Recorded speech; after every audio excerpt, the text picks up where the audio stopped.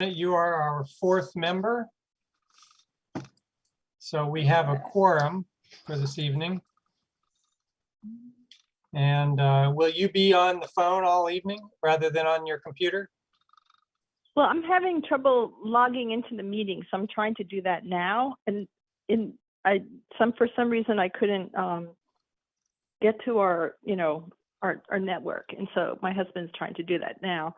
But I'm wondering if I can try to do a Zoom on my phone, because I'm not going to be able to really see anything. It's kind of a document or map heavy thing. So I'm afraid to leave though, because I want to be able to do what I can.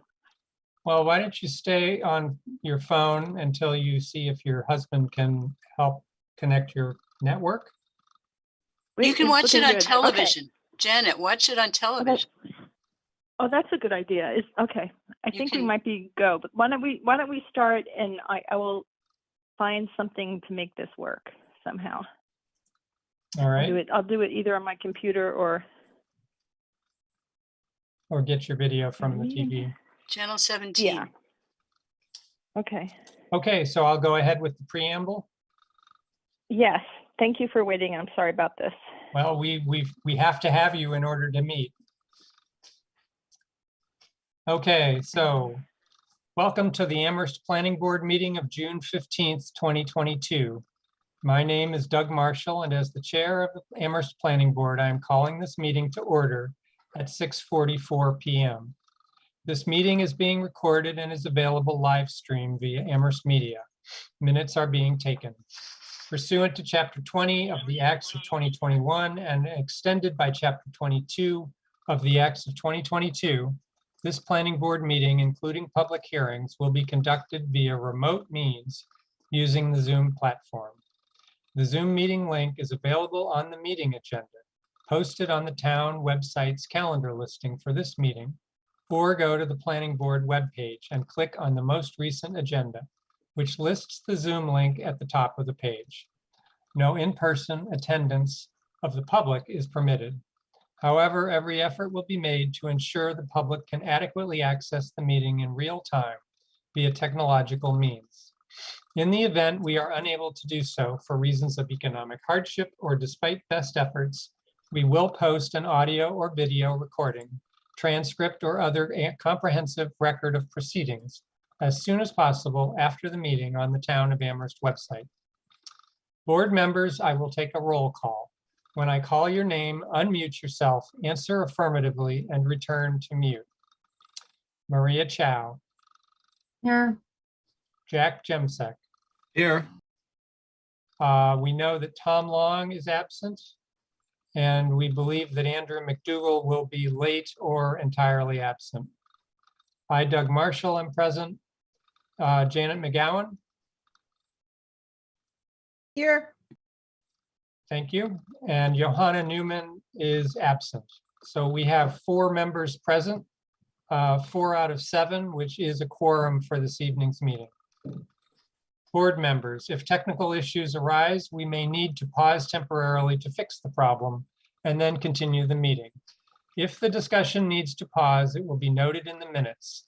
Please use the raise hand function to ask a question or make a comment. I will see your raised hand and call on you to speak. After speaking, remember to remute yourself. The general public comment item is reserved for public comment regarding items that are not on tonight's agenda. Please be aware the board will not respond to comments during general public comment period. Public comment can also be heard at other times during the meeting when determined appropriate. Please indicate you wish to make a comment by clicking the raise hand button when public comment is solicited. If you have joined the Zoom meeting using a telephone, please indicate you wish to make a comment by pressing *9 on your phone. When called on, please identify yourself by stating your full name and address and put yourself back into mute when finished. Residents can express their views for up to 3 minutes or at the discretion of the planning board chair. If a speaker does not comply with these guidelines or exceeds their allotted time, their participation will be disconnected from the meeting. All right, so the first item on our agenda now at 6:48 is approval of minutes. We have the minutes from our last meeting ready to be reviewed and approved. That was on June 1st. Board members, do you have any comments on these minutes? I'll stop there for the moment. Okay, I'm not seeing any hands for editing or comments on the minutes. In that case, may I have a motion to approve the minutes as drafted by Chris and Pam? Maria, I move we approve the minutes as drafted by Chris and Pam. thank you, Maria. And Jack, Second, please. thank you. Okay, we'll have a roll call unless there's other comments. All right. Starting with you, Maria. Approve. Thank you. And Jack, Approve. Janet, Approve. and I'm an approve as well. So that's 4 members in favor and 3 absent. Okay, the time is 6:49. And we'll go on to public comment period. And I will repeat what I said a moment ago. If you have comments on items which are on our agenda, listed on our agenda, please hold your comments until we get to that item. We will request public comments at that time. So at this time, are there any public comments on items which have not been listed on our agenda?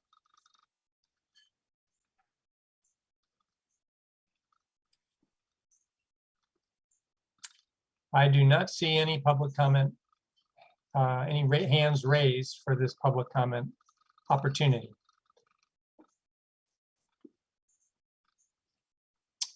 Okay, so the time now is 6:50 and we will move on to the next item on our agenda, which is item number 3, a public hearing for site plan review and special permit, which has been continued from May 18th, 2022. So the time is 6:50.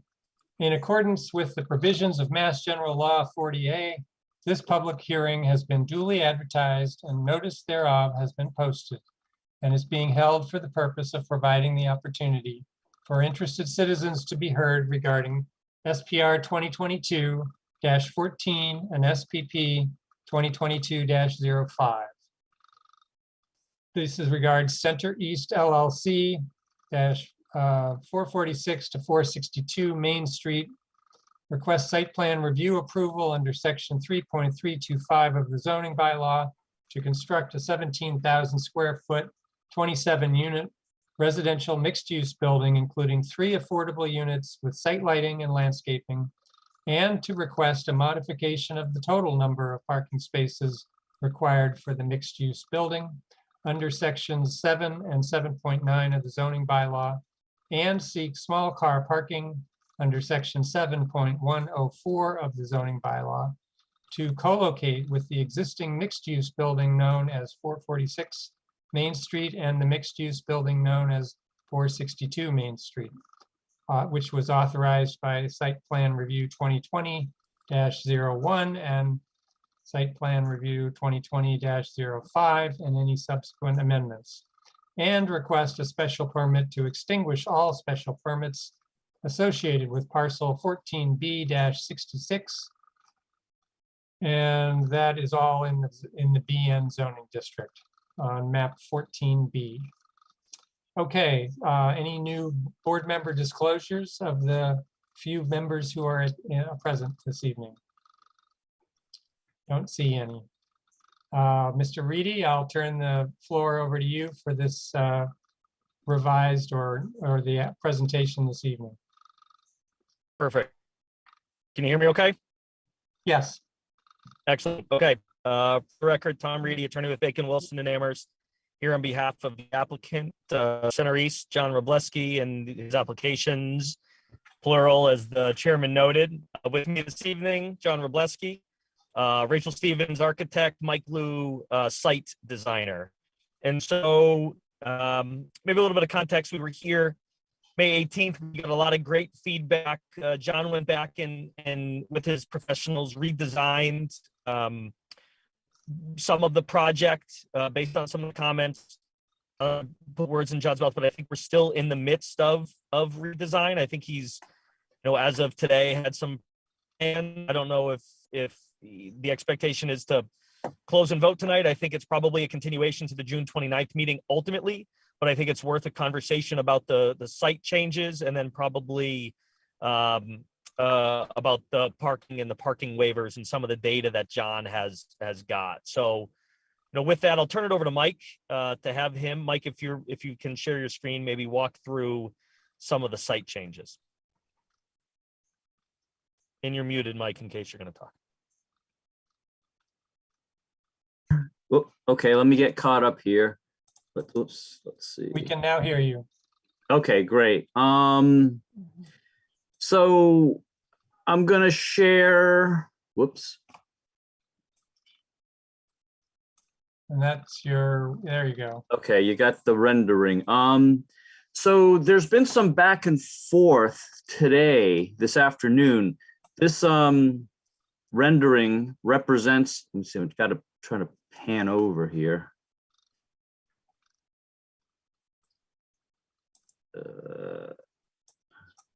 That's weird.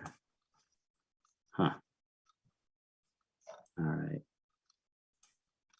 Anyway, there was some back and forth today, and I think we're still, like Tom mentioned, in the midst of some modifications, but this rendering more or less represents changes from the initial submission for the site plan.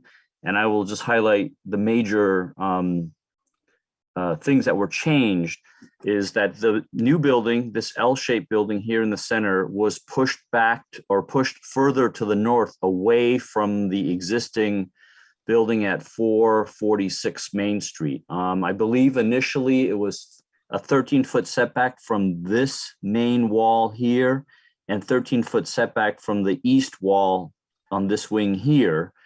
Now this is a 20-foot distance to the new building. The distance from this kind of like shed entry vestibule and the new building is 12.2 feet. And we did move the new building over 1 foot to the east. So the setback is 14 feet from the east end of the existing building here. This essentially squeezed this northern portion so that we basically changed the parking to an angled and one-way exiting the site. We felt we didn't have enough room to do 90-degree parking and a proper aisle width. So this is basically 48 feet wide. These are all proposed compact spaces, 16 feet deep, a 16-foot one-way lane, and another 16-foot deep parking bay. So 48 feet total of pavement. It did shrink from the original layout, obviously, a little bit narrower. There's still 47 parking spaces proposed. Again, these are all compact spaces. These are existing compact spaces in the existing lot. We did add, we had located the accessible parking space here at the south. There are 3 existing spaces here. These need to get repaved, so we added 1 space down here. We did end up losing a space out of this area, so we moved it down here. Right now, these are labeled as full-size spaces, 9 feet wide, 18 feet deep. It did push it closer to the Main Street sidewalk, adding that 1 space and then increasing the width to 9 feet. John and I hadn't really talked about that, but I feel that with the request for a waiver on the parking requirements and the dimensional size, if we can make these compact spaces, we can push that back a little bit, give the sign a little bit more kind of room to breathe. But I think right now we're at 26 or 27 compact spaces out of the total 47. I have another exhibit that shows some outdoor gathering spaces, but basically you can see in the rendering all the green space around the buildings and parking are lawn areas. Obviously, we've got the whoops. Gosh, I don't know why. For some reason, I can't pan.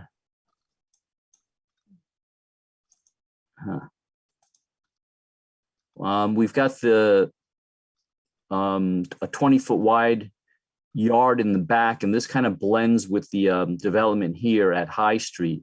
It's all grass here, but basically this is essentially private. I think of it as private yard space for the ground floor dwellers in this building. There's a really kind of a nice green space up here to the north of the parking area that could be utilized. Excuse me. Again, we do want to keep the southern lawn space at Main Street open and not change its character. We are putting the underground detention basin here. It's about the only place it can go on the site where it won't disrupt the existing trees, where we have the proper clearance to high groundwater. So this area is going to be disturbed, but restored as lawn. And we can talk about gathering spaces later if and when that's a proper time. I don't know if you want to maybe go through that now, or we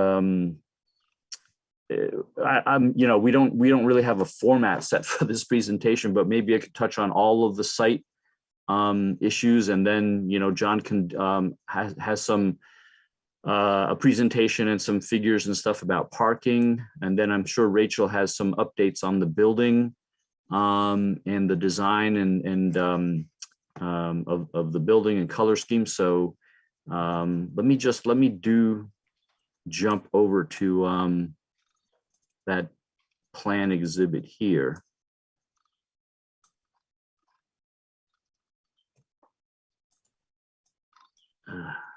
Again, okay. I apologize if this is a little bit hard to see. Hold on. So basically what this plan shows is some proposed changes to the plan. And again, this is in progress, but it's highlighting existing lawn spaces I mentioned here in the back of existing Center East building phase 1, I guess we're calling it. There's the open lawn space above the existing underground detention basin here at this kind of southeast corner. This red line indicates adding two, I guess it's referred to as shadow parking. I understand that these were proposed shadow parking spaces with the original project for Center East. Obviously, they can still accommodate space there. I've highlighted this as an open lawn area with some stone benches here. We are proposing to do a small paved patio gathering space kind of centrally located between 446, the existing building, and the new L-shaped building here. This would kind of provide a nice central usable kind of gathering space with, I understand that there's some granite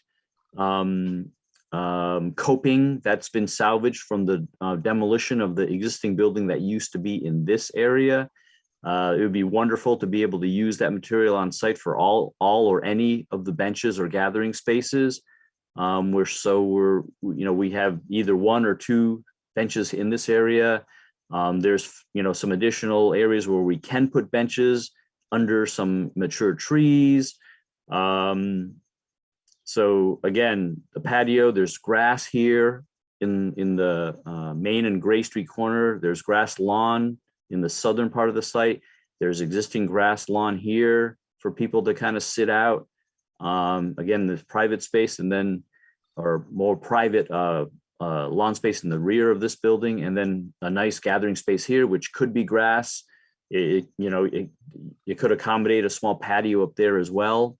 Further, this plan also shows there was some comment about wanting to know where the air conditioning units would be located.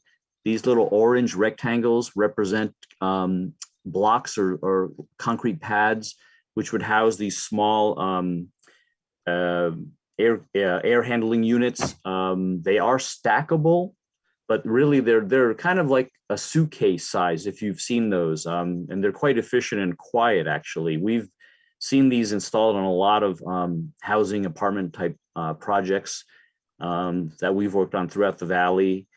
They basically can sit on either even patio blocks set on the ground. Some of them are on metal legs, stackable, as I mentioned, but there's a set to be located, along this wall of the new building, the south wall here, north, and then a couple on the north wall. And I hope you can see that. I'll blow it up just a little bit, but again, I'm having trouble. I don't know why I can't pan. Sorry about that. Well, anyway, I hope you can see those and make out what we're trying to show on this plan. This is very frustrating for some reason. Oh, there we go. Now I've got it. So those are some things that we're willing to provide as additions to the plan for gathering spaces or to have more formal gathering spaces. This widened space is suitable for people to sit and gather. We also are indicating some screen plantings here at the corners of the two buildings. We don't want to create a solid wall or fence or solid wall of like a hedge, because that might invite people to kind of like, hang out there, and we don't want people entering the site and looking in the windows and things of the apartments there. So we do have some maybe arborvitae's proposed here that would provide a little bit of screening, but still allow an open view into that space, just to keep it more, allow it to be more safe, I think is what we would like to maintain, so that there's visibility into that space from that side. We've also updated the stormwater report, which was submitted to Jason Skeels. I don't believe we've heard any comments back.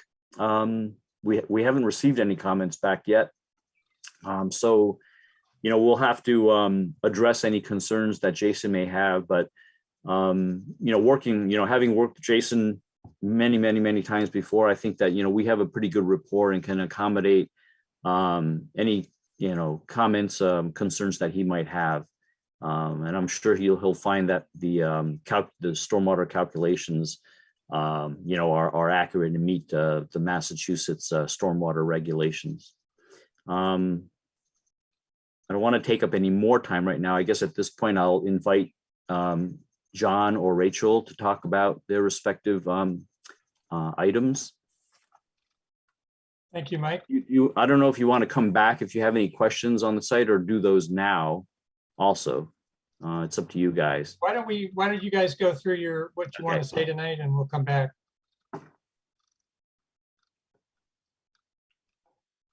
John, do you want me to present? Rachel, I think you should probably go. Okay. Can everyone see the renderings? Yes. Okay, great. So I agree with Tom Reedy that we got wonderful feedback from the board, and we really appreciated it. And we have actually been going back and forth with Chris and Rob Mora in the town offices as well in the past couple of days, and getting some more feedback. So this has been really helpful in the process. We have some new renderings for you tonight. I believe they went out to the board this afternoon, but I'm not sure if anyone had time to look at them. And we're looking at reducing the volume of the building on the South Main Street side of the building to 2 stories, similar to the approach at Phase 1 at Center East Commons. It's still a 3-story building in the bulk of the building, but at the Main Street level, it mirrors the 2-story look of that streetscape, and that also changes the relationship of the buildings to each other. I also really loved Doug's comment of suggesting that we paint the existing building to match the color scheme so that it all blends in as one complex. I think that really helps a lot. So we have Photoshop painted it for now. Good luck to whoever is in charge of painting over that dark red trim. And we are looking at a couple of other views here where you can see the 2-story buildings that march down Main Street and the 3-story buildings behind them. And you can see that from across the street from the VFW parking lot here. And then we have, you know, a similar view to before with the 3-story first phase and the 3-story second phase bookending each other across the parking lots. The other new thing that we have that we sent you a few weeks ago was an update on the sign. Oh, this is the wrong sign plan, sorry. We sent an update of the plan so that because there was some comments so that the sign would look better or more Amherst style. So that other version was a monument style sign that was closer to what the Amherst media had proposed next door, but this is something that is closer to the existing sign, wooden sign on posts. And it's using some graphic language that mirrors the gable style of the building to bring that into the signage and to welcome people to 462 Main Street on this sign.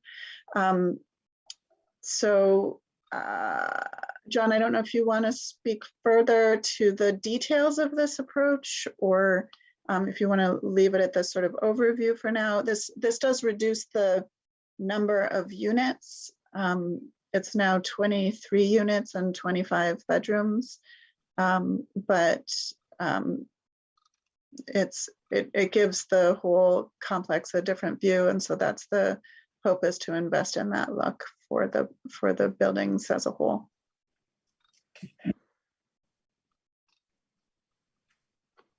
Yeah, I think we did take the comments seriously from a short meeting we had yesterday. After the May meeting, we kind of got the impression they kind of wanted it to look a little more like 446, not necessarily width-wise or height-wise, but just in general appearance. So that's why we submitted the first rendering. But yeah, I mean, this is a great look, I think, here. It blends the whole property together. It ties the corner together, maintains a lot of the screening that's there and the trees in the front, and screens the parking. I think from that parking space in the front, even though we made them 9-foot by 18-foot spaces, I think we only added like 2 or 3 feet to the actual width, and it's still like 12 feet off of the property line in the front, which is more than the 10-foot setback required in the BN zone. And then regarding the parking along the north end there, where we made it one way, my thinking there was everybody's looking for 462 Main Street, so you're driving up or down Main Street. So now we have a nice sign with the street number on it that applies to all 3 buildings, and they drive into the Main Street driveway. And then once they're in there and want to leave, they have an option of going out to Gray Street or back out to Main Street. I think that just makes the flow a lot better and keeps it far enough away from the neighbor to the north of the parking lot, who requested that he would rather have parking near his property line. In fact, both the neighbors to the north, we had a meeting in July of last year. I met with them on their deck and asked them specifically, you know, would you rather have a building fairly close to your property line or parking? And they adamantly said parking. And the abutter to the north of the parking lot just requested they have enough room for the landscape crew to trim the hedge. So he's got probably 4 to 6 feet all the way along there for trimming the hedge and so forth. So I think in general, the layout of the parking works really well for the site. And reducing the building the way we did, went from 27 units to 23 units. Reconfigured a couple areas. We're still kind of working on that for the fine details, but the exterior, from what you saw in these renderings, probably not going to change a whole lot. So looking for the board's comments on that in case you do want some changes, and we can certainly work those in before the next meeting. Okay, thank you, John. All right, board members. This is the time for comments. And at some point this evening, we'll need to decide how we want to leave the conversation this evening and or whether we want to continue it. Maria. Thanks, Doug. Thanks to the team for this presentation. I'm so thankful that there's like a real great collaboration on this, because the project I think looks a lot better and looks really like it fits the context quite well, actually. So thank you so much for taking, the comments and getting help from the planning department, building department, because this is exactly how the process, well, maybe not in some people's minds, but I think that should work. You get a lot of really good designers together and then get input from public and from the people at town hall. And I think the view from the south is just fantastic. And I appreciate that you've pushed the L-shaped building a little further from the existing building. It's still tight, but it's, in order to get enough parking on the parcel and circulation, it's just, it's, without tearing down that corner building, existing building, it's kind of like the very best you could do without just having, inadequate parking. And with its location so close to town and to bus stops, I'm pretty comfortable with the number you've landed on, and still providing enough green space for the people who will be using that property. So thank you for your effort this last month in making these improvements. And only thing I'm not too clear on is exactly the before and after as far as the site work. I do have the version in our packet of the architecturals, but not of the landscape. So it's hard to know exactly what has changed other than like the one-way aspect and some spaces added here and there. But right now, nothing jumps out at me as like being like a big problem area. But yeah, overall, I think it's working really well with the scale of the neighborhood. So yes, it's great. Thank you, Maria. John, I see your hand. Yes, thank you. I just want to make sure everybody understands that the rendering you're looking at here and the ones that Mike has don't reflect the change to the front of that building. It still shows the old footprint. So just keep that in mind, that what you're seeing here is going to be a little bit smaller in the front. Yep. Right. Right. Yeah, right in that area. Thank you. Okay, thank you. Jack. Yeah, I concur with Maria. It looks really, really good from the view from the south. But I had a question, because stormwater, I know there's no incentive within the Amherst bylaws, but are permeable pavers just, I think permeable pavement has its issues because of clogging, whatever, but permeable pavement pavers seem like a decent thing. And I'm just wondering, are you implementing that at all, Mike, in projects? Rarely.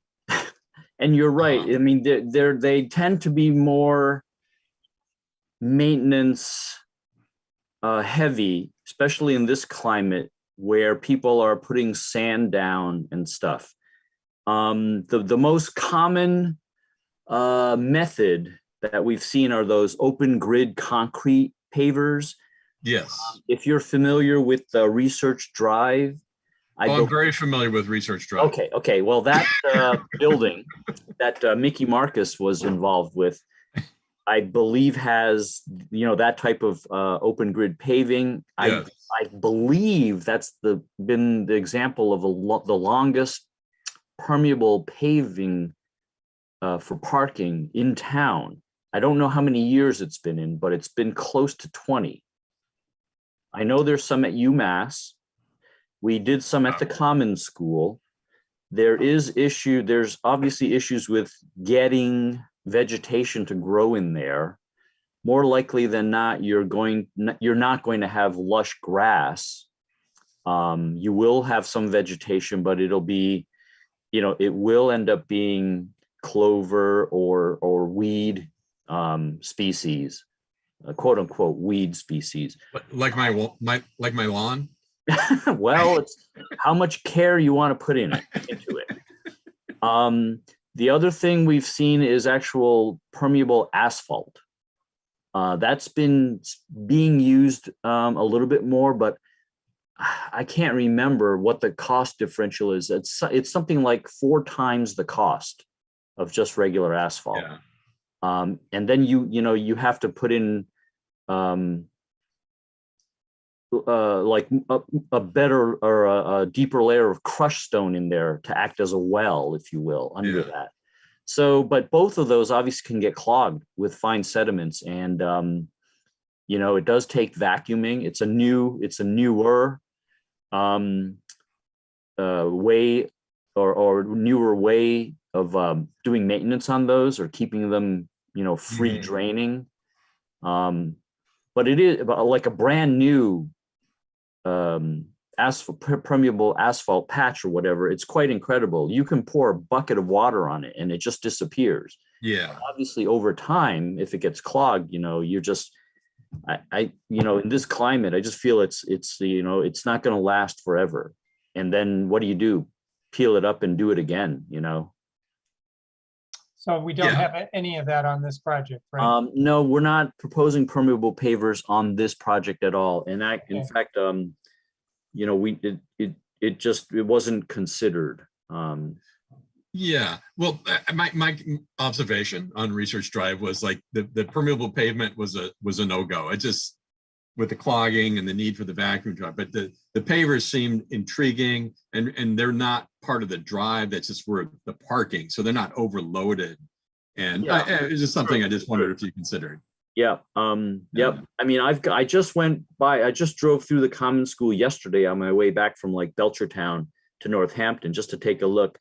And if you're familiar with the Common School, the parking spaces around there are heavily used. We also use the permeable paver, the open grid concrete pavers on an emergency drive that goes up to, the north side of the school kind of. And there is vegetation growing in those because nobody drives on that, or it's rarely driven on. So that is also an issue. It doesn't look great, if you try to grow grass or something there and it's constantly being driven on. It doesn't survive. Or it has a very hard time surviving. It eventually will become like weeds, is my experience. Okay. Anything else, Jack? No. All right, thanks. Thank you. Chris, I see your hand. So I wanted to note that Janet sent me a text saying that she was having trouble hearing. The sound was going in and out. So I wanted to know if others were having that same problem. Janet seems to have her problem corrected. And if anyone is having that problem, they can listen to the video of this, which will be posted. I think it'll be posted on Friday. So if people are missing part of the video or part of the sound, they can listen to it when the IT department posts it on Friday. Thank you. All right, thanks, Chris. I can say my experience has been that I've been getting consistent audio quality. Janet, did you have any comments on this? Yes.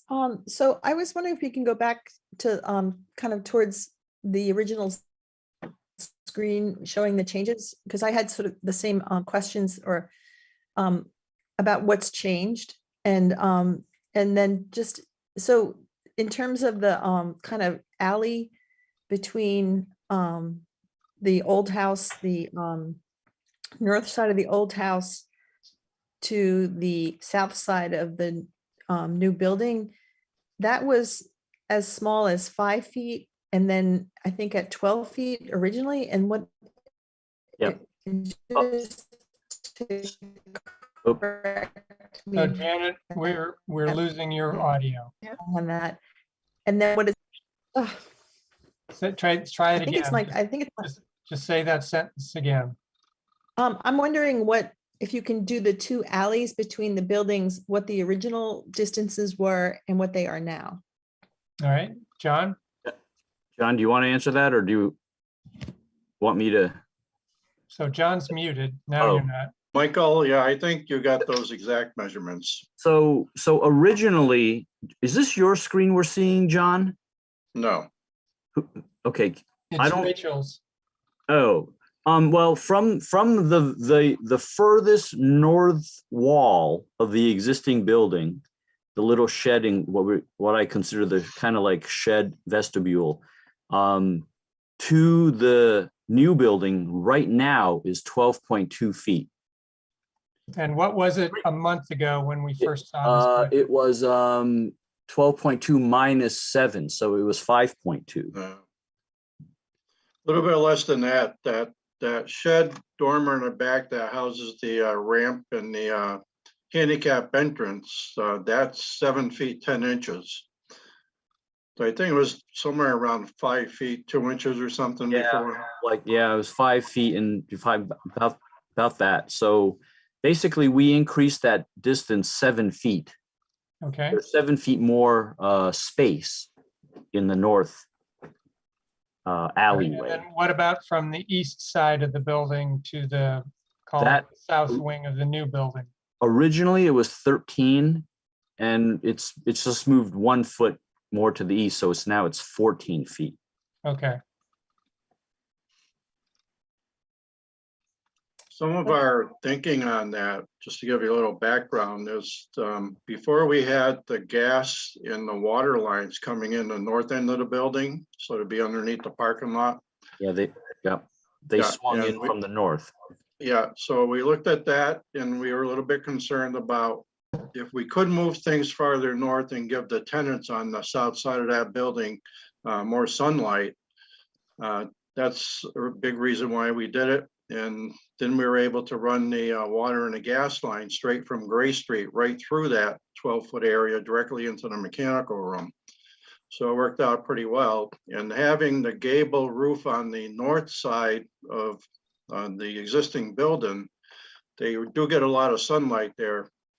And, you know, this time of year when the grass is grown, I don't foresee any issues with having some shrubbery back there or lawn area. I think it'll get plenty of sunlight. Just put a different kind of grass seed in there, like a fescue or something.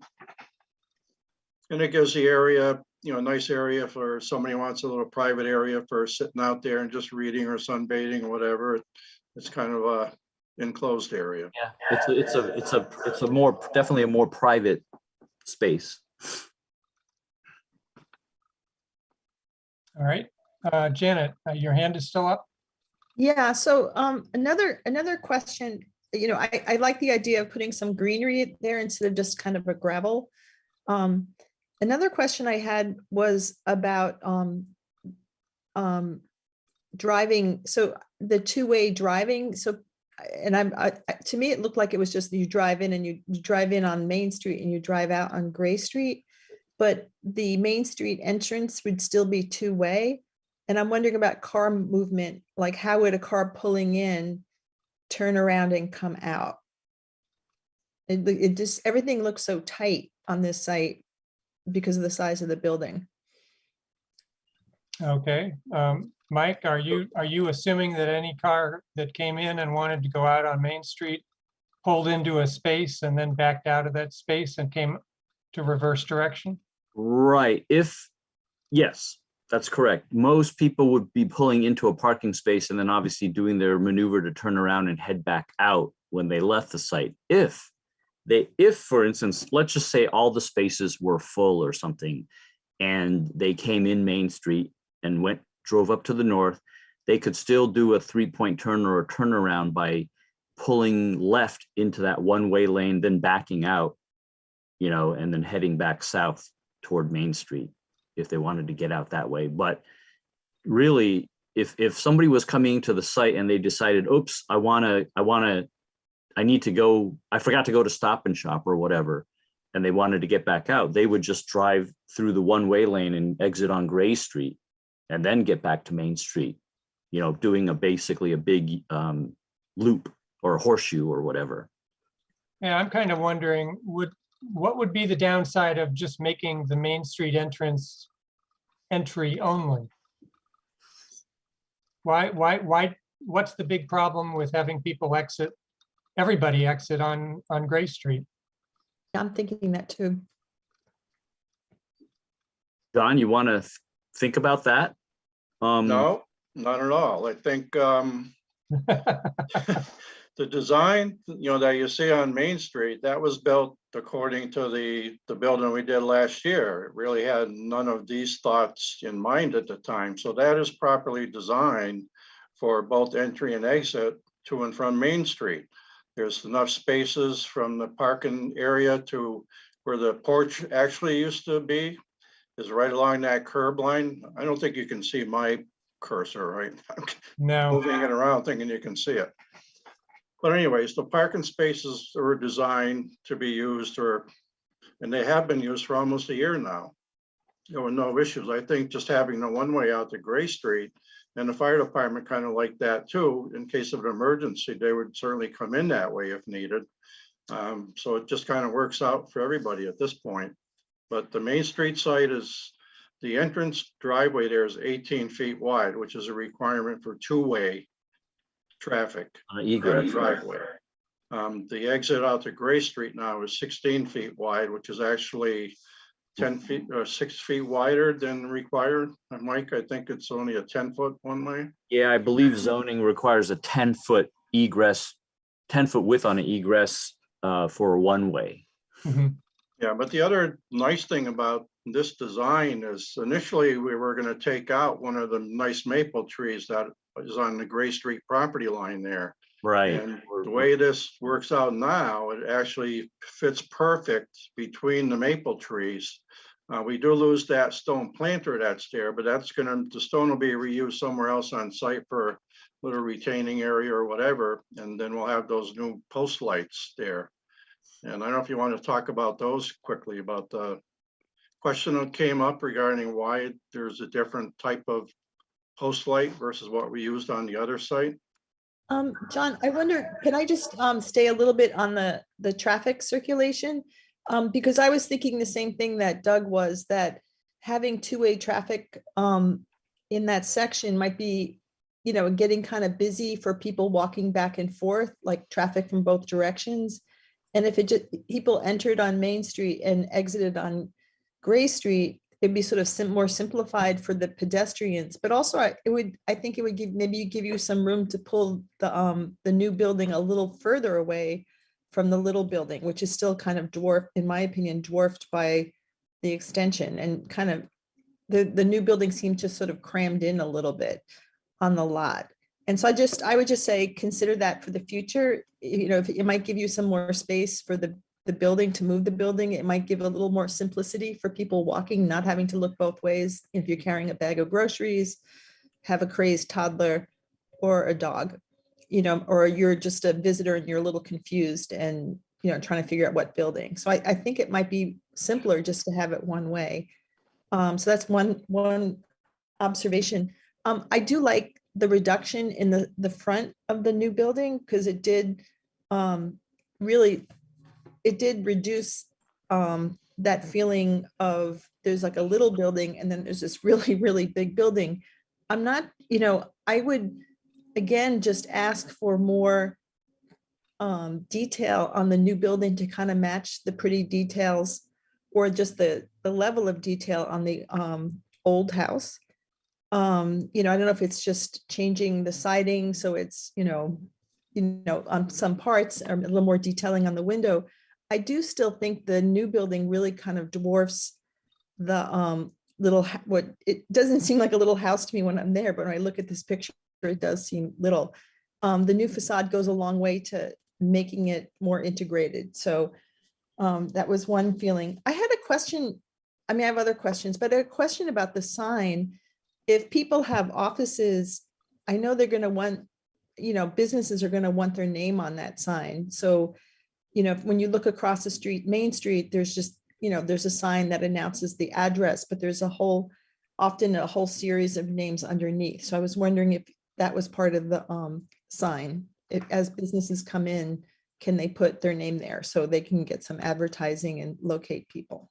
There could be a separate directory and some, you know, but why don't you, John, what was your plan for directing people to different businesses within the complex? Well, it kind of works out because each of the office spaces are right in the front of each of the three buildings.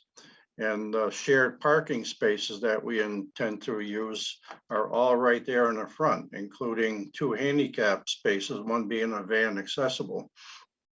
So I think we need 9 spaces to be shared with the offices based on the square footage. That's another thing that we haven't talked about is that office in the front of the new building. We deleted the studio unit that was in the front there. So now it's all one big office right across the front of that reduced area. So it's like 620 square feet or something versus 330, I think the other one was.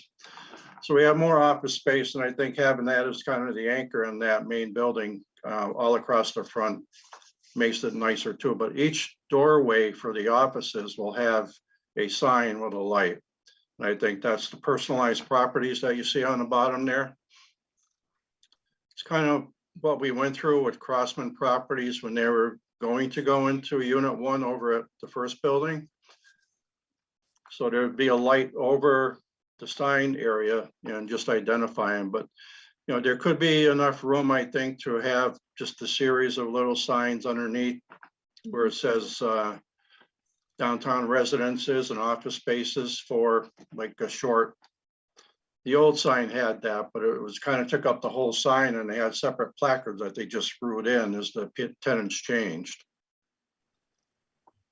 But yeah, that's certainly something to think about. And I think we have enough square footage, or I don't know if that qualifies as like a temporary identification for a business, or we could actually take out the downtown residences and that little green circle on the bottom and mount something there. So will each of these 3 properties have its own street number? No, they're all intended to be 462 Main Street. I talked with the fire department on that, and in my experience through the years, as far as responding to emergencies, when you enter a complex, you're looking for sequential numbers.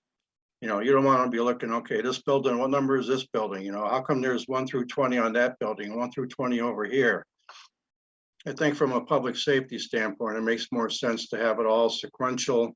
So you see on a door units, you know, 6 through 20, 21 through whatever, makes it a lot easier, I think, for first responders. So then will the 3 or however many business suites there are just be part of that sequential number system? Correct. Yeah. So Unit 1 on the building we did last year is the office space there. And I believe the office space in the proposed building will be 26. And then the new building or the existing building, well, these are going to be renumbered a little bit because we lost 4 units. Initially, the first floor of the now 446 was going to be Unit 54.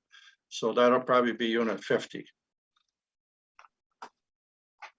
And then in the house, it'll continue. You'll have 51, 2, 3.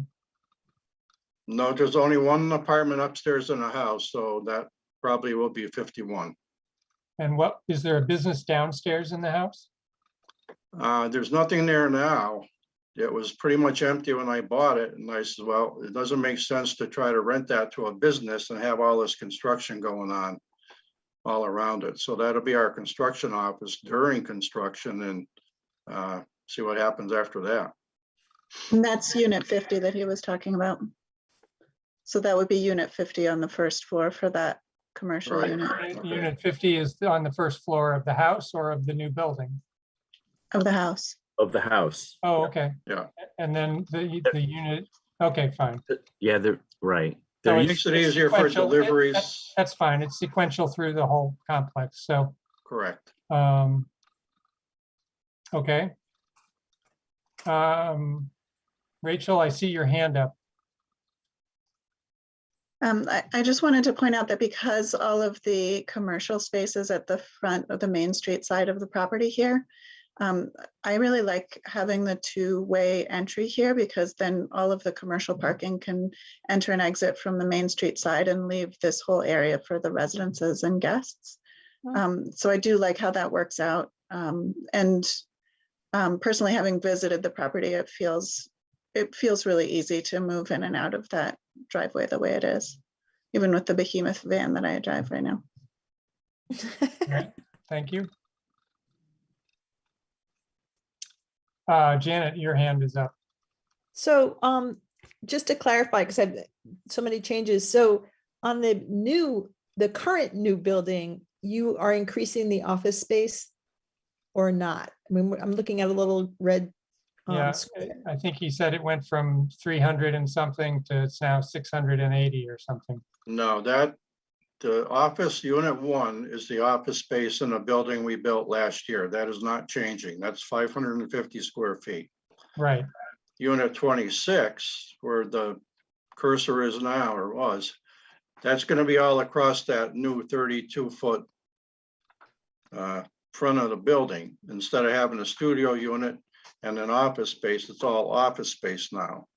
So that'll be about, it's 32 by 21, I think, so a little over 600 square feet. But that's in the proposed new building. In the current new building, so just like Janet had talked about.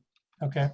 So just to No. give some, I don't know, maybe a hot tip or advice. When I went through the Red Barn just to look at offices, they have very, very tiny spaces. And a lot of them, and a lot of them were rented. I know a fair amount were empty. It looks like there's a lot of people providing either, different kinds of therapy, massage therapy, emotional therapy. Right. And the building on the second floor, particularly, but on the first floor, obviously they're having terrible problems with sound. They're not very soundproofed. And there were a lot of white noise machines in the hallway, and the sound of, at one point, I thought it sounded like a river was running through one of the halls. And so I thought that if, setting up some office space for therapists, that, a few cubicles with a common waiting space or something like that, that would be a really good use of this space. I think people would really want that. But just my marketing tip of the day. But I'm glad to see that there's more space in the front, because that was going to be one of my suggestions. Because just to make it more of a commercial, to keep the vitality in the area. There's just a lot of small businesses, and small seems to be working even in this kind of tough time. And then I'd like to talk about parking, but I don't know if you want to do that later, or Doug, what do you think? Like, how do you? I think we ought to talk about it some now. I mean, let's give John our comments, and assuming we actually continue to the next meeting, you'll have a chance to respond to him if he hears them tonight. So, basically, this is like half the amount of, looking at the whole project as a whole, which I know is not how it, was born. And, so we have half as many or less than half as many parking spaces as our bylaw set out as the standard. And so I, I've raised these concerns for the buildings in the area. The residential buildings in the area have much more parking per unit. I'm not sure about the bedroom count. And so I went back and found notes on something that I know John was going out on Tuesday mornings. I was going out on Sunday mornings around the same time. And at Spruce Ridge 22 High Street, it had 12 units and 28 cars on a Sunday morning in the parking lot. There were 13 cars across the street in a building that had 6 apartments. I think it was either 513 or 531 Main Street. The parking lots of those buildings on the south side of Main Street were really full. And so to me, I think having one space per unit, knowing that there's some 2 and 3 bedroom units in these buildings, is just too little. And so,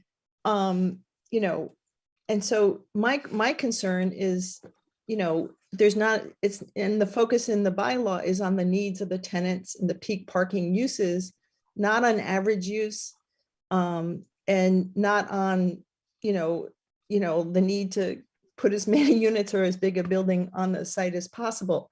And so I'm struggling with that dilemma where, on one hand, I think this building is too big for the site. We're kind of cramming in, there's a little bit of open space here, some of the places that, Michael has pointed out, like the lawn in the back is really just too little. Like I went out there today.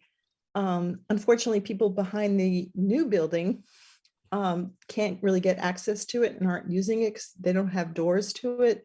And so I was very encouraged to see the idea of putting, using some publics, putting together a patio or some seating to create some kind of cohesion or some kind of sense of community. But, there's not enough spaces, and the building, the size of the building is creating all sorts of pressures on the site. And so I was thinking about conditions that would handle these problems. And I could go into those if people want to hear it or if people have responses. One of the conditions would just be to reduce the size of the building and increase the number of parking spaces. And I think it would be more, the building would fit more with the look of the street and fit more with the smaller building and the other buildings around it. I really am almost vehemently against restricting the amount of parking that tenants can have, because it seems kind of a contradiction to say to tenants, you don't need parking because I'm not letting you have it. And so, obviously if tenants who have 2 cars can't go here. And so, that's not really what the bylaw is saying, to restrict it. So I wondered if you wanted to stay with this amount of parking spaces or a few more, if in the conditions is, not restrict the tenants saying you can only have 1 space per unit, lifting that restriction. And if tenants actually have more cars, a commitment to find spaces for them elsewhere. It could be at the Red Barn parking lot at night. I don't know what the plans are for the VFW. There's a lot of nighttime parking across the street, and it doesn't seem like it would be that hard to arrange. I'm trying to think, you just read my notes for a second. And also maybe a commitment to some kind of van service, which we see at one of the, I can't remember if it's Aspen or the new one on Route 9, the student housing thing. They have a regular van they run, or vouchers to make sure people can get places. But I think we have to recognize that people have cars. There's going to be more than 1 car per unit. And the fact that there isn't that many cars is because the tenants aren't allowed to. And either the people there either have no car or 1 car per unit. So I'm just looking for some way to make sure that these tenants and future tenants have a place to park, just like I do, and we all do here. So Janet, I'm hearing 2 issues. One is you're uncomfortable with the mass of the building. Mm-hmm. And I don't think that's something we would do as a condition. We'd have to just get it, work with John to have it smaller by the time we approved it. Yes. And then in terms of future parking accommodations, Chris, what kind of leeway do we have to, guide the future of parking provision on a project? I mean, I would assume it's pretty limited. It is limited, and if you were to suggest that John make an agreement with a local property owner, that local property owner would need to get a permit to allow parking from elsewhere to park on his property. So it's not impossible, but it's a little complicated. It would involve a permit for the other landowner. Right. Okay. So I will say that I actually share some of the concerns that Janet has with the mass of the building. I do appreciate how you've reduced the size of the frontage on Main Street, but it hasn't really done very much in terms of the mass that's behind the house to the north of it and is looming over it. my recollection is when you did the first building on site, last year or the year before, whenever that was, you had a rendering of how the project looked from farther to the west on Main Street, looking down the hill, kind of from the Dickinson homestead. And I would be interested in seeing that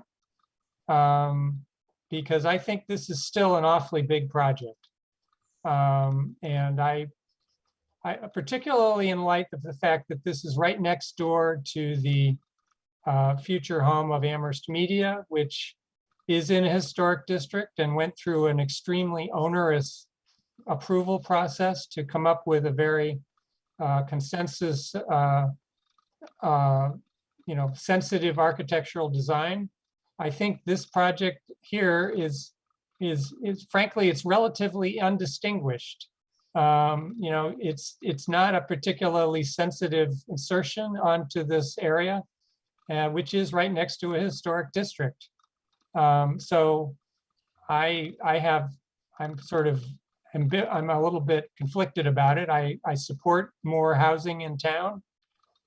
So I don't have any, I'm not opposed to that, but I am worried about this project and that it's likely to be poorly received, despite your best efforts.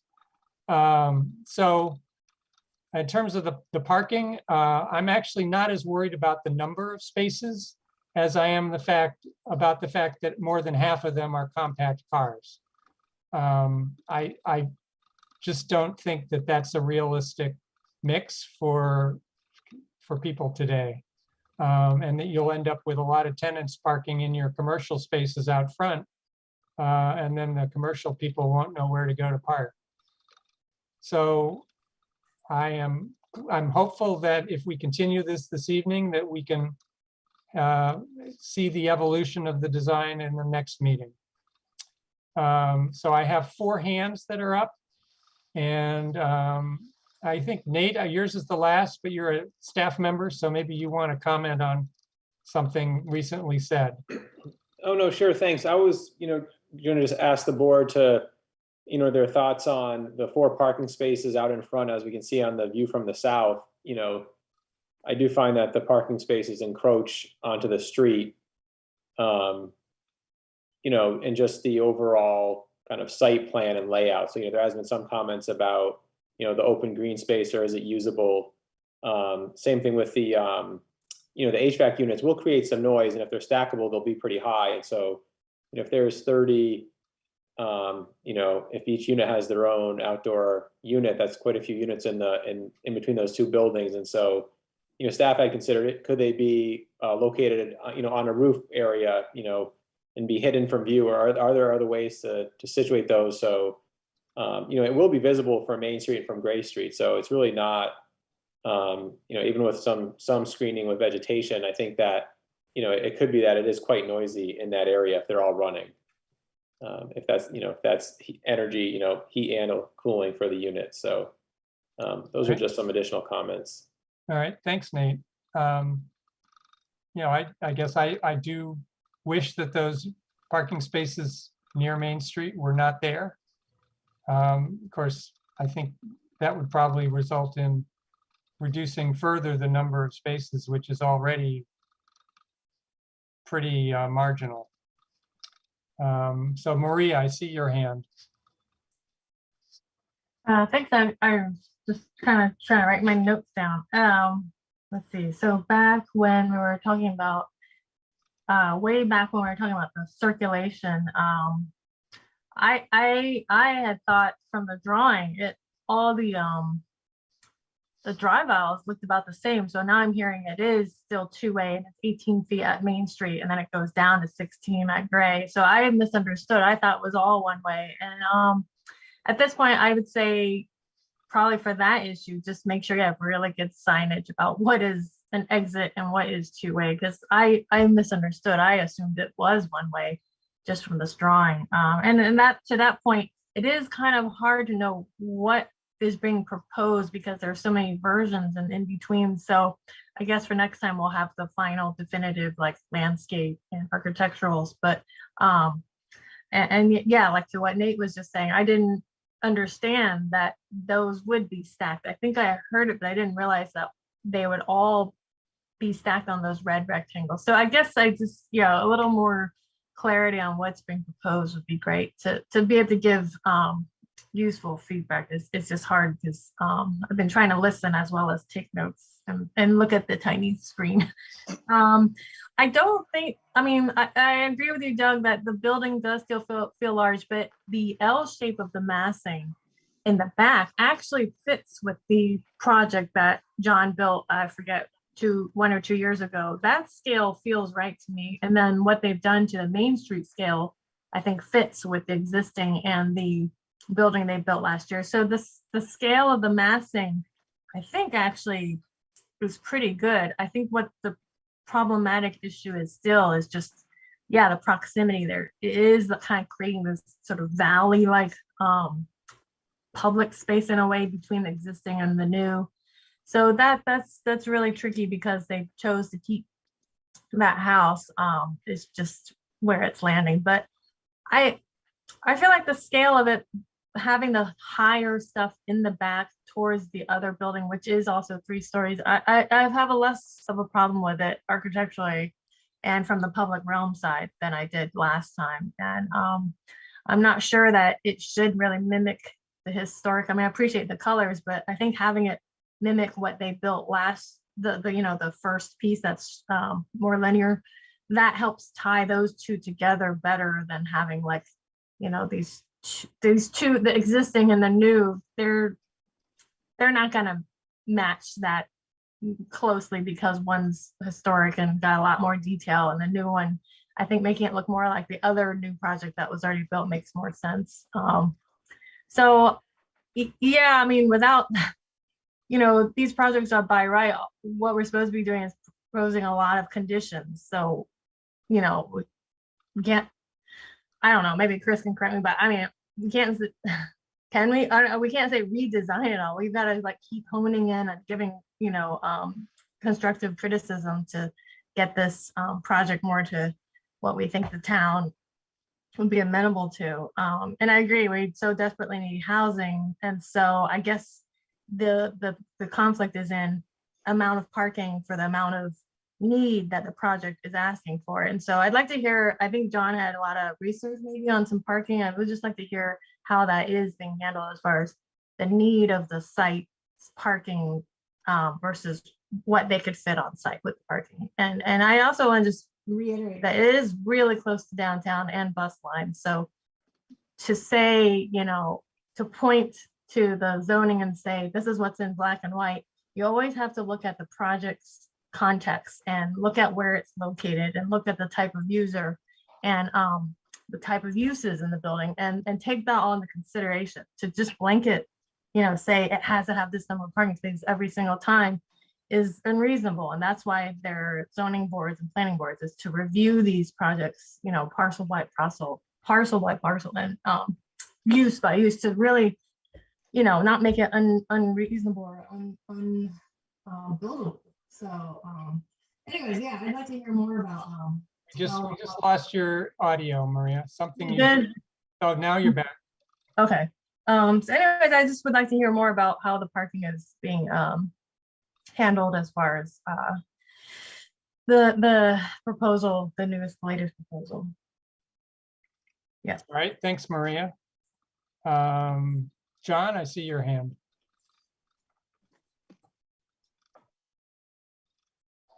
So John, your Yep. hand. I got it.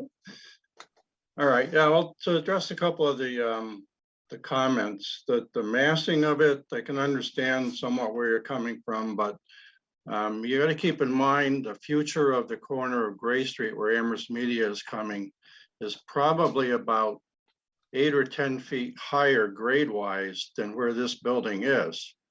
So you're going to have a 27-foot tall roof peak at Amherst Media coming down from the center of town looking.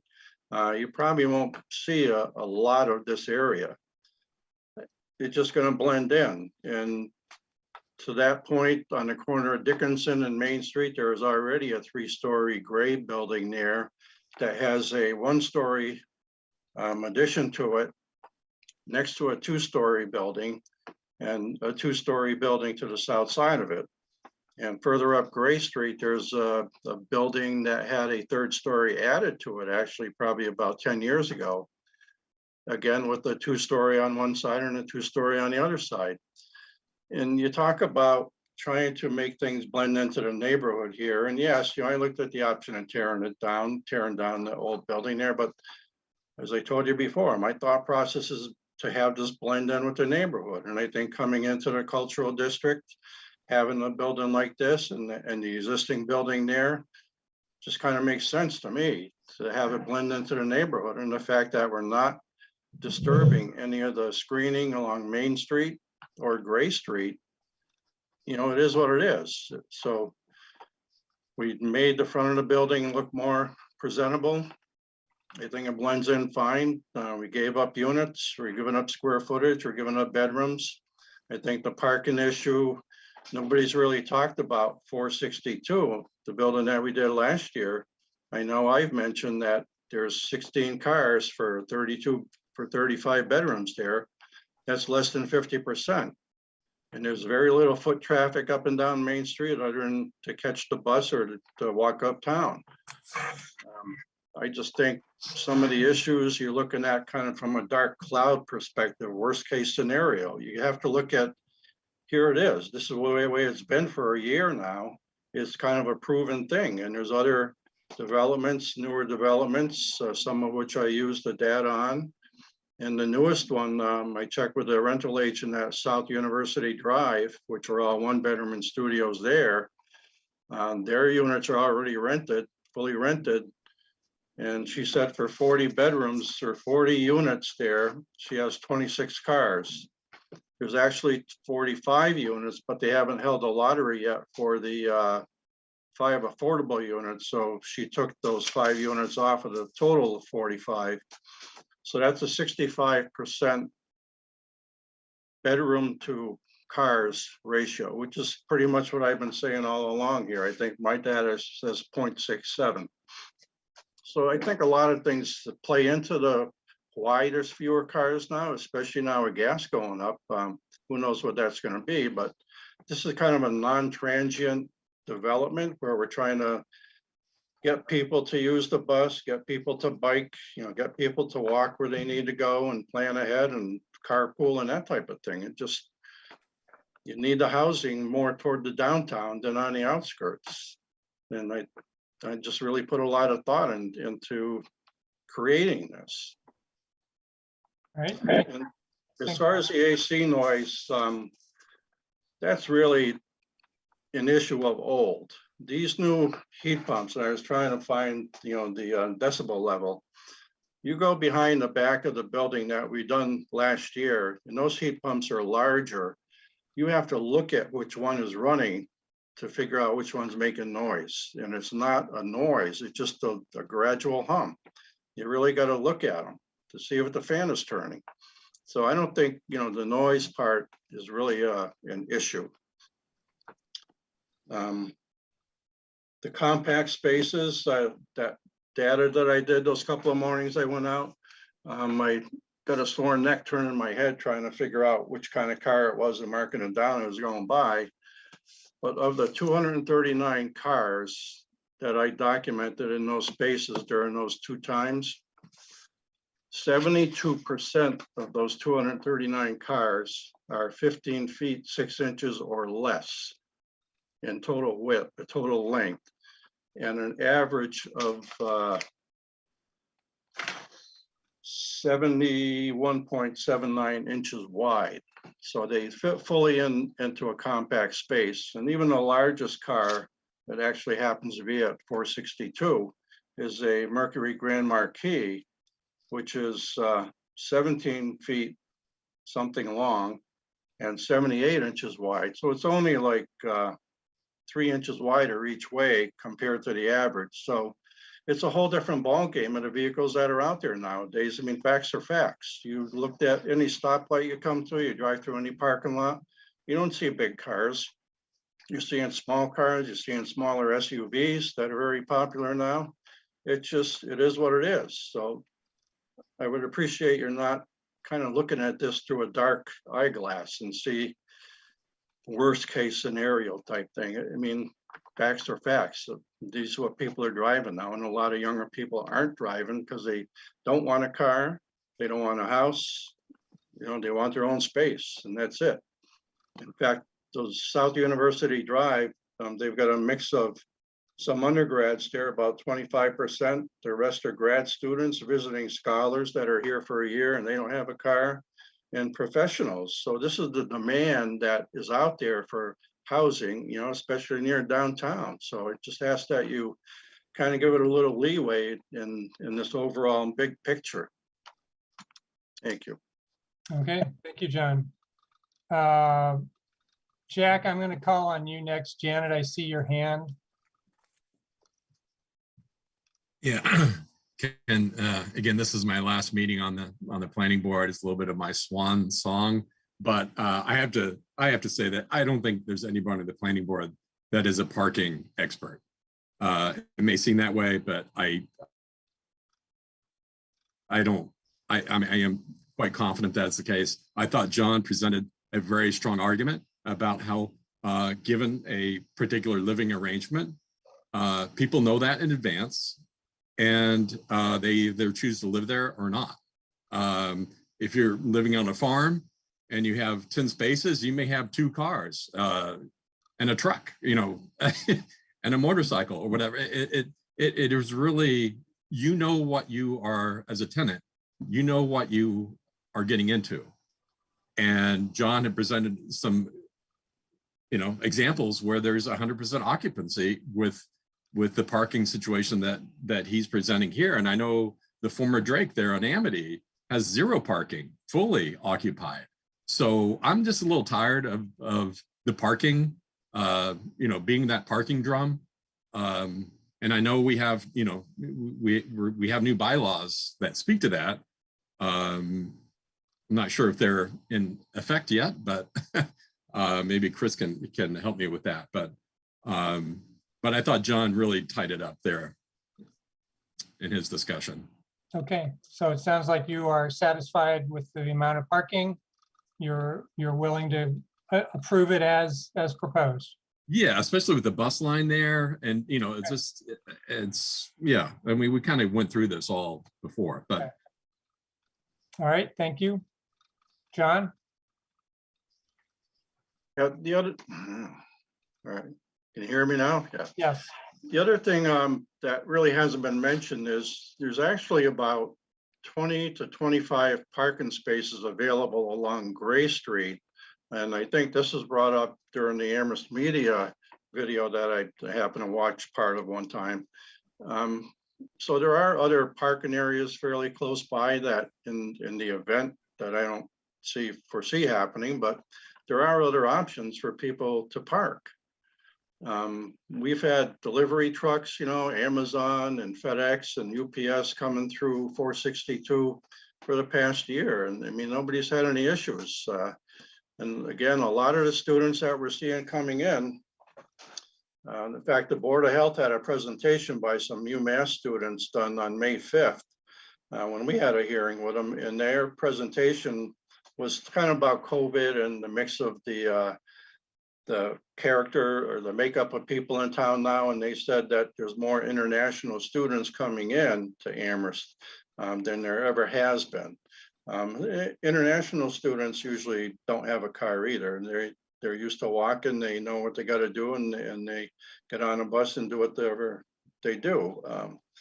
It just, especially in this location, I just think this makes a very nice site that complements the town and complements a need, or you know, results in partially filling a need, and it's just a good spot for it. And again, I really put a lot of thought, and I don't look at just little things. I try to figure out. That's why I looked at the Amherst media to make sure I wasn't duplicating colors and stuff like that. And so I try to think it out. Anyways, I guess that's my point. Thank you, John. Janet?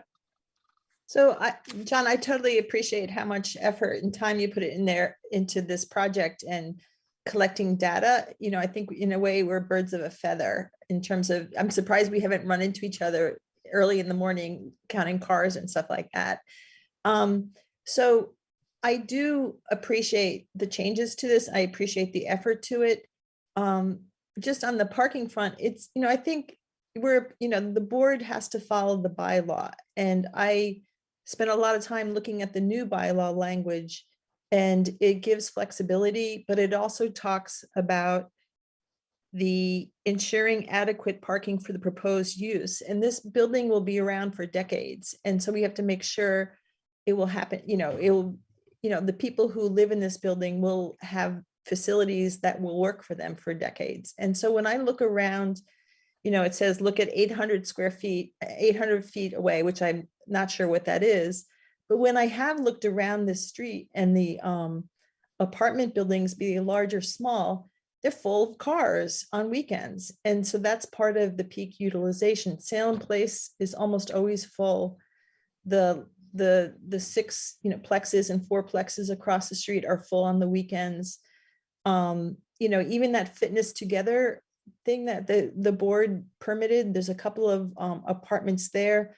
That parking lot has a lot of cars at night. During the day, the cars are away, so that's good for the people using the commercial spaces. So, you know, the data, I think, supports that people are driving. I mean, I think COVID actually has boosted the amount of students driving. I don't think that's going to last forever, but I think we have to do is follow the bylaw and do what it tells us to do. And so I do think there's not enough parking, but the bylaw also says, gives you an out. It gives you 6 different outs. And I think one of the outs is going to be a real easy fix, which is the lease parking. Yeah, you need a permit, but it's site plan review permit in the BN. And so I think, you know, just getting that permit, talking to somebody else, I'm sure, you know, somebody at the Red Barn or whoever owns that complex would be happy to get a little extra income. That parking lot is almost empty at night. You know, it could be an arrangement of if needed. So, you know, if you don't need it and your tenants aren't restricted and, you know, not allowed to have cars or only have 1 car and they don't need it, then you're in the sweet spot, right? Like the miracle has finally come. Americans have gotten out of their cars. It just hasn't happened yet from what I'm seeing on the street for housing that's for undergrads, you know, regular folk, grad students. There's just a lot of people, cars parked in lots in the different apartment buildings. So, you know, I've said that about that, but I'm trying to figure out a way to make it work for you and also to make it work for people who live there a decade from now.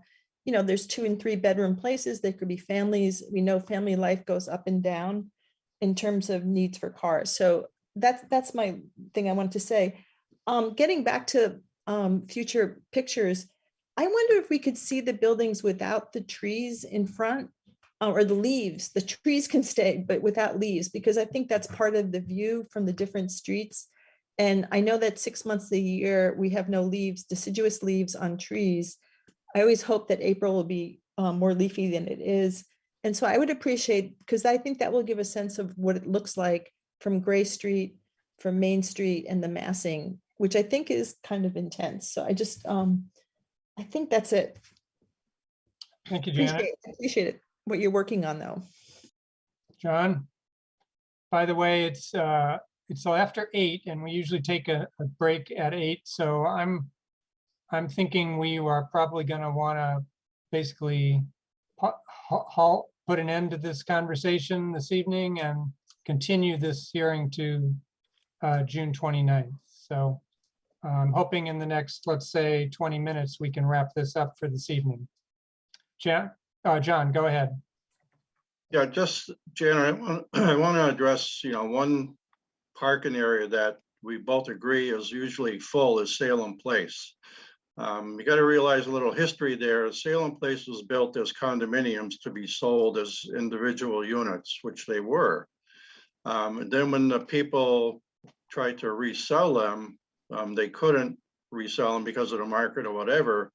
So now all of those owners said, well, I'm just going to rent it to the undergrads. So they jack up the rent, and that's why there's so many cars there. I don't tend to do that, and I don't foresee anybody owning this in the near future besides us. And so it's just a different scenario, I guess. And as far as, the options on a new parking bylaw, I think are under section 7.000, the permit granting authority shall determine the adequate number of off-street parking spaces based on the criteria. And another section says that we have to design it for adequate, the language, adequate and appropriate for the proposed use. Now, the basic use here is residential. And that's kind of why I went out at, 4 a.m. figuring, okay, residents, you're sleeping at 4 a.m. If you have a car, it's outside. But all of those criteria under 7.00 fit this site. So, peak parking needs, proximity to downtown, public transit, other modes of transportation, all that. It just fits this site to a T, I think, and just ask for some consideration on all that. All right, thanks, John. All right, I don't see any other hands. I guess I will make one last comment, which I think, is it Rachel had mentioned that she remembered that I had asked or suggested to paint the historic house to match the new building. And I'll just say I don't remember making that statement. And if I did, so be it. I don't feel strongly about it. That was Chris. What's that? That was Chris that I think suggested that. Oh, okay. All right, good. Yeah. Then my memory Very good is failing me. Maybe the red trim could stay from my perspective. Chris, go ahead. I just wanted to make a comment about the issue of who is going to be able to vote on this. And we do have 3 members who are absent tonight, Johanna and Andrew and Tom. And if they watch the video of tonight's meeting, they can be eligible to vote. So I just wanted to make that statement in public, because if people see them come back next time, they may wonder, why they would be eligible. So if they watch the video and they submit a written statement that they've watched the video and read the material, then they will be eligible to vote. Thank you. Certainly, Chris. And I think I heard Jack say that this was his last meeting. So it's likely that on the 29th, we'll only have 6 members. Maria.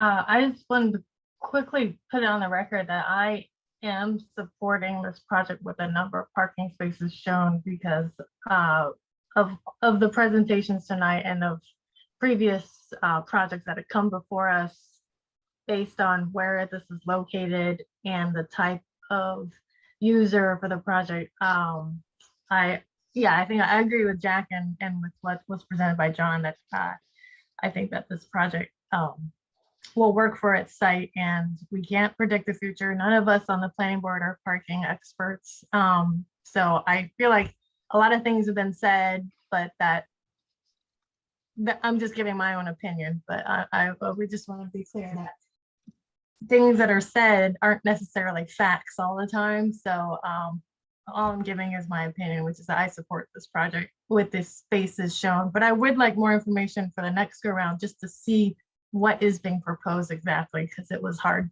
tonight. But again, I appreciate the effort from all of the team. Okay, thank you.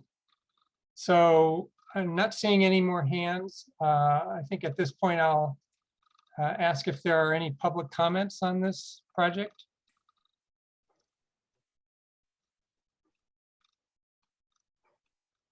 All right, I don't see any hands raised from the attendees.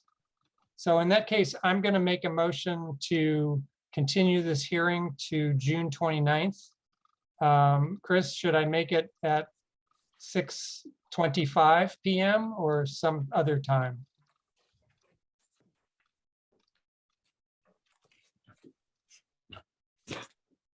You are muted.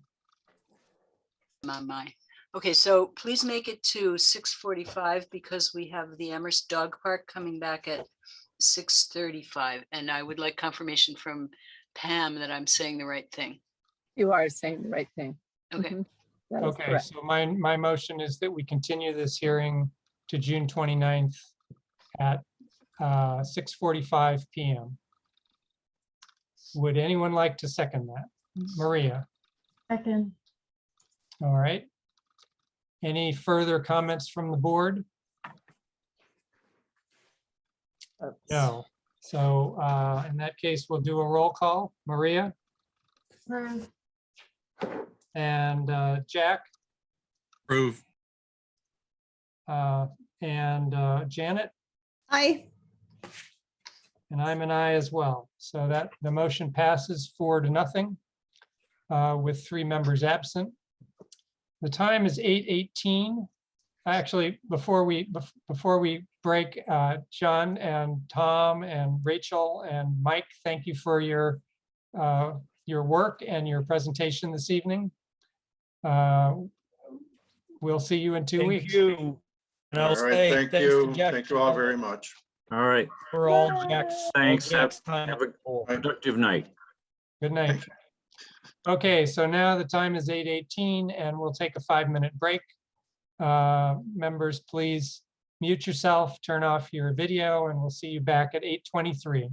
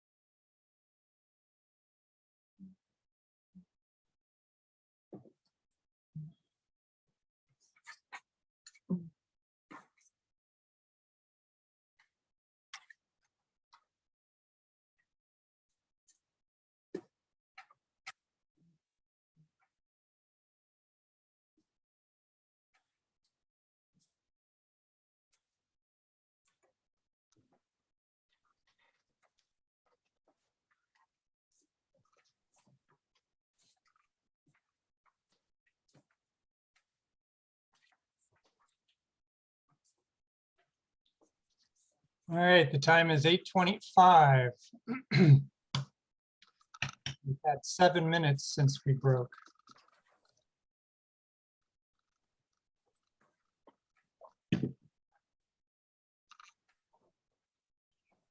All right, so it looks like all the board members who are present are back. And, oh no, Jack.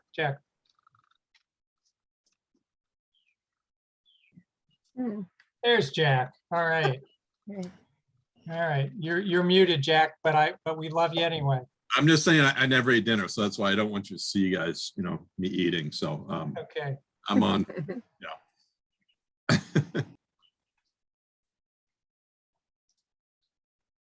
All right. So Chris, can we go ahead with the next item on the agenda? I see that Nate's not back. Do we need Nate? Nate Oh, is yeah. here. He's There's here. Nate, Nate and is we back. need Claire Bertrand and Ron Laverdier to be moved over into the panelists, please. Right. Mhm. Okay, I'll go ahead and read the intro. So the time is 8:26, and we're going on to item 4 on our agenda, which is a public hearing, which has been continued from June 1st. In accordance with the provisions of Mass General Law, Chapter 40A, these public hearings have been duly advertised, and notice hereof has been posted and is being held for the purpose of providing the opportunity for interested persons to be heard. Ron, you are not muted. Would you mind muting? I'm trying to do that here. All right, well, we can do that for you. I thought we could do it. He's all set. Okay. So is being held for the purpose of providing the opportunity for interested citizens to be heard regarding site plan review 2022-10 for Amherst Office Park LLC at 463 West Street. This is continued from June 1st. You're requesting a site plan review approval to rebuild a retaining wall, deck, and walkways on the south side of the building, resulting in an increased lot coverage. The project also includes new plantings and new pole-mounted site lighting at the front of the property. Map 19D, parcel 3 in the BVC zoning district. And the second hearing is for a special permit 2022-04 at the same property address with the same map, parcel, and zoning. This is a request for special permit to extinguish previous special permits ZBA FY 84-00085 and ZBA FY 85-00094 as zoning has changed and mixed use building is currently permitted by site plan review. So first, do we have any board member disclosures? I do not see any hands raised for disclosure. All right, Ron and Claire, would you like to go ahead and make your presentation? welcome. Good to be here. Let's see. We had a failing retaining wall at the 463 building on the south side. We decided that it needed to be replaced, and at that time, I thought since we were going to have heavy construction, backhoes and excavators there, it'd be nice to build a deck at the time for the benefit of the tenants in the building. And so we added the deck on, and then I thought it would be nice to have a sidewalk that connected the deck to the existing sidewalks. And we began that process. We were requested to do a site plan for this site because we were going to be adding some coverage, approximately 695 square feet. So this building sits on actually a parcel with 3 other buildings. And so we ended up working with Eaton and Associates to calculate the exact square footage that would be under coverage to include all the other buildings, all the parking, and the new 695 square feet. And so we're here now. We've had plans sent to the town, and we're looking for an approval on that. All right. Are there drawings that you want to have us put on the screen for you to show us what is happening? Well, the site plan drawing would be a good start. Pam, do you have any drawings available for this? May Nate, I I have, say that I think Nate can share his screen. He's the most familiar with this project, and he could probably, unless Pam's got something ready to go. I have the packet, but I thought Nate had other things that he was going to share. Is that true, Nate? Well, I was going to start with the survey that was in the packet. So, like Ron said, this used to be different properties, and over the years it was combined. And so it's actually a few acres, there's many buildings. And so as part of this review, I'll share my screen in a minute. The planning board is also okay. approving this new surveyed site plan, right? So the previous one was from 1989, and it was modified in the early 90s for some permits in the mid 90s, but really there hadn't been a survey to show existing conditions since then. So, what was included in the packet and what's visible on the screen, this is the entire site, right? So the building we're looking at, if my cursor is visible, is right down here in the corner. And then, but this entire site is what, the planning board would be approving. So as part of the approval, this becomes the existing conditions plan. So the building commissioner and staff met with Ron and went over that just to clarify, because the lot coverage was very close to the maximum. And so we just wanted to confirm that everything, the number of parking spaces, everything was being approved. So, included in the survey was this, the parking is fine. The lot coverage is, 69.37% it's below the 70% maximum, but it's been, verified by survey. So, we're satisfied that those dimensional standards and the parking are satisfied. And so, what Ron mentioned was this part of the building, or, the back deck. I'm just going to zoom in a little bit. There's an existing retaining wall here and an existing deck, and that's getting removed. So the new wall is coming further out. It's a terraced wall here. So, there's one retaining wall in this section that's almost 8 feet in height, or 7 feet, a little over 7 feet. And then this retaining wall, there's 2 retaining walls here, a terrace, so a flower bed with plantings around it. The wood deck is being replaced. There's a sloped walkway to meet the deck. And then, what's changed recently is that this existing ramp down to the back of the building was found to be too steep. Even though it's existing, if you're fixing it, you have to bring it up to code. So what's currently there is, I think, over 20%, Ron's mentioned. It might even be a 25% slope, which is too steep. And so so what's being proposed instead is, here are the site plans. I'll zoom in is actually a set of stairs going down this ramp. So instead of a ramp or a sloped walkway, it's a set of stairs. So 15 stairs with equal tread and height, and there'll be railings on either side. So from when this was proposed originally, really the only change has been this addition of stairs. And is it correct that the lower level, the basement where these stairs lead are not and will not be a publicly accessible space, so they are not required to have an accessible path to them? Correct. So you can see in the image here, there's an entry here that will be served by the stairs, and then where the retaining wall will be in here, and it becomes a kind of outdoor little space.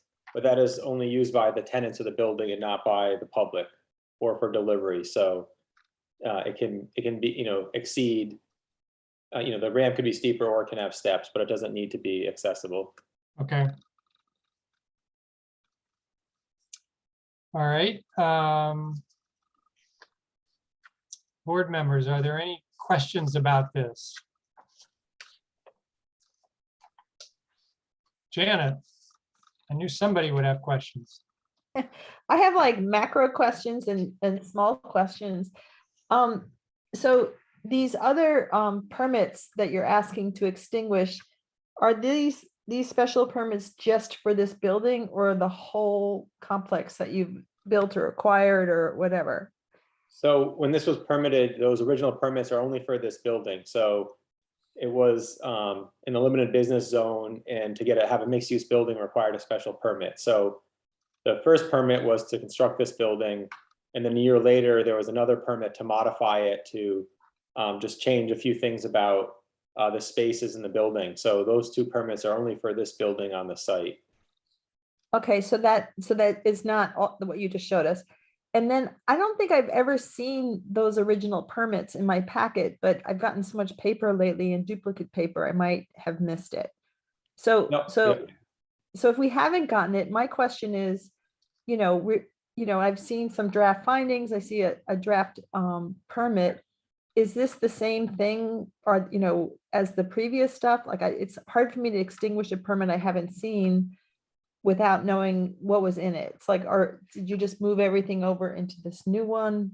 If you see my question.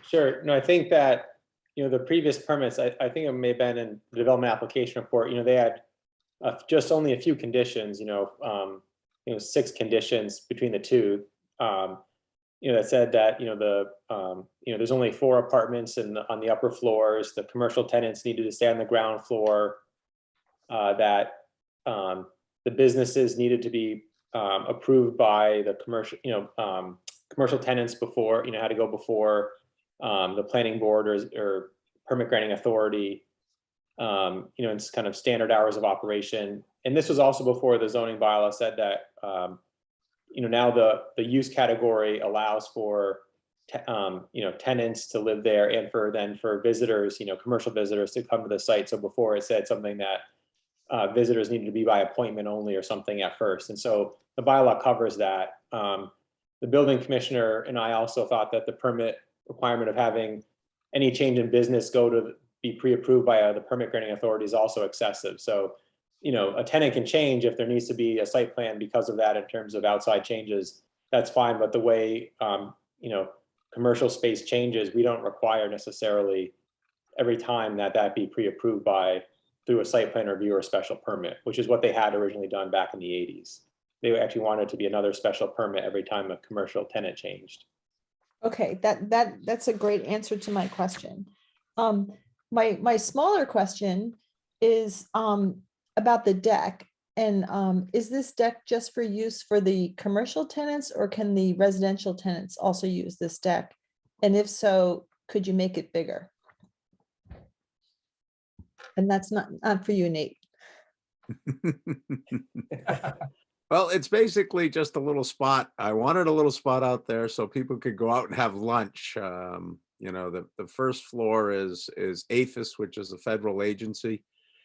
And, they don't really have an outdoor space. So, without actually leaving the front area of the building and walking across the parking lot and out to where we have a little patio area between 447, 445, and 451.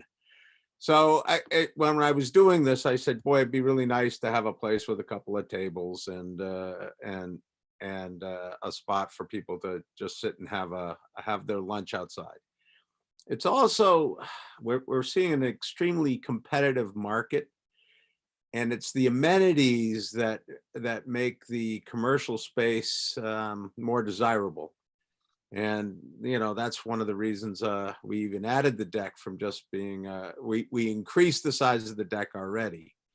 The second thing is there are some windows down below, and we've got this set up so that it goes above the door, but stops at the second set of windows, and that could be seen on the existing walkout area looking east. So the idea was not to darken those windows when we chose this deck location and size. Aren't those windows just a storage unoccupied space?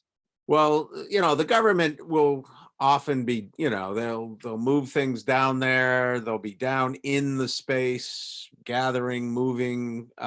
It's not just storage. I mean, you know, the guys will go down and they, you know, might be working on traps down there or whatever it is that they're prepping for the agency. So, you know, I just think that the sunshine coming in is quite nice, and darkening it would be, you know, I don't think would be as nice for, you know, for the folks when they're down in that space. All right, thank you. So the tenants could use that deck at night. And then do the tenants ever use that gravelly area? Like, you know, I noticed in your other buildings, there's like balconies that people can sit on. And I was just kind of hunting around your site for spaces for the tenants to use. Well, obviously the tenants on the second floor can go right down in the set of stairs between B and C. And there's a set of stairs there that enter, and then the door exits right outside. So, you know, the tenants do and can go down and use that space if they choose. Okay. I mean, that's, you know, it's up to them. But the reason the deck was, you know, shortened to that size was, you know, the natural light going into the basement. Okay. Great. It's, you know, it's still 12 by 14, so it's still a pretty good sized deck, you know, certainly enough room for a couple tables and perhaps even an umbrella. If we could keep it, if people can remember to shut it before nighttime and, you know, wild thunderstorms, otherwise the umbrella ends up somewhere else. All right. I don't see any other questions. Maria, you haven't spoken, and Jack, I don't even, neither of you have spoken. Do you have any comments, pro or con, or you're good with this just the way it is, and we should go ahead and go to a vote?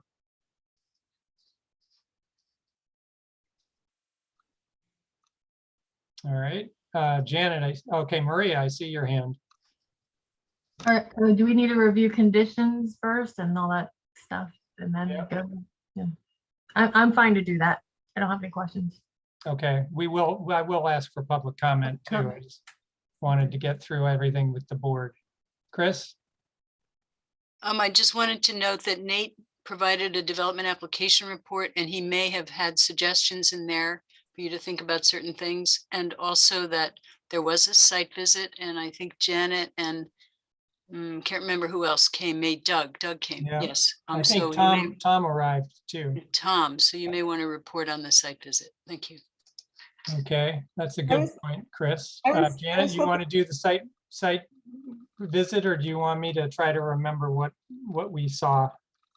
I would love you to start, because today I was like, well, you know, and I was hoping Tom would, because he had a bunch of very specific issues. So.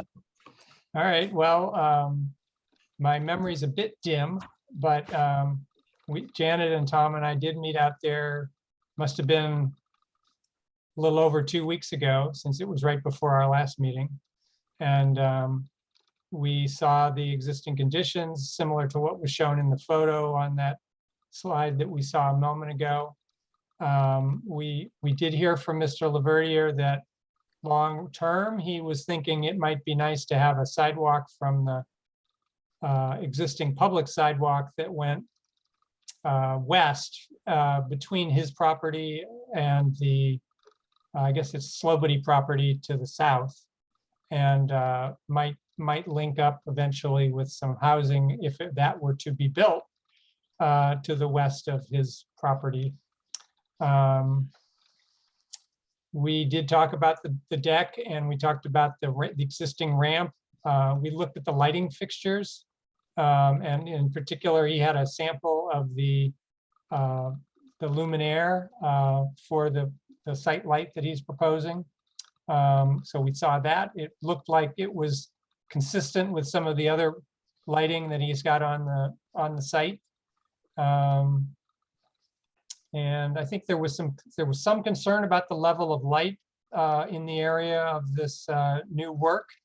But he did point out that there was a fair amount of light from a floodlight that was coming from the adjacent property. And he has plenty of lights on his, at the west end of his building and around toward the north side.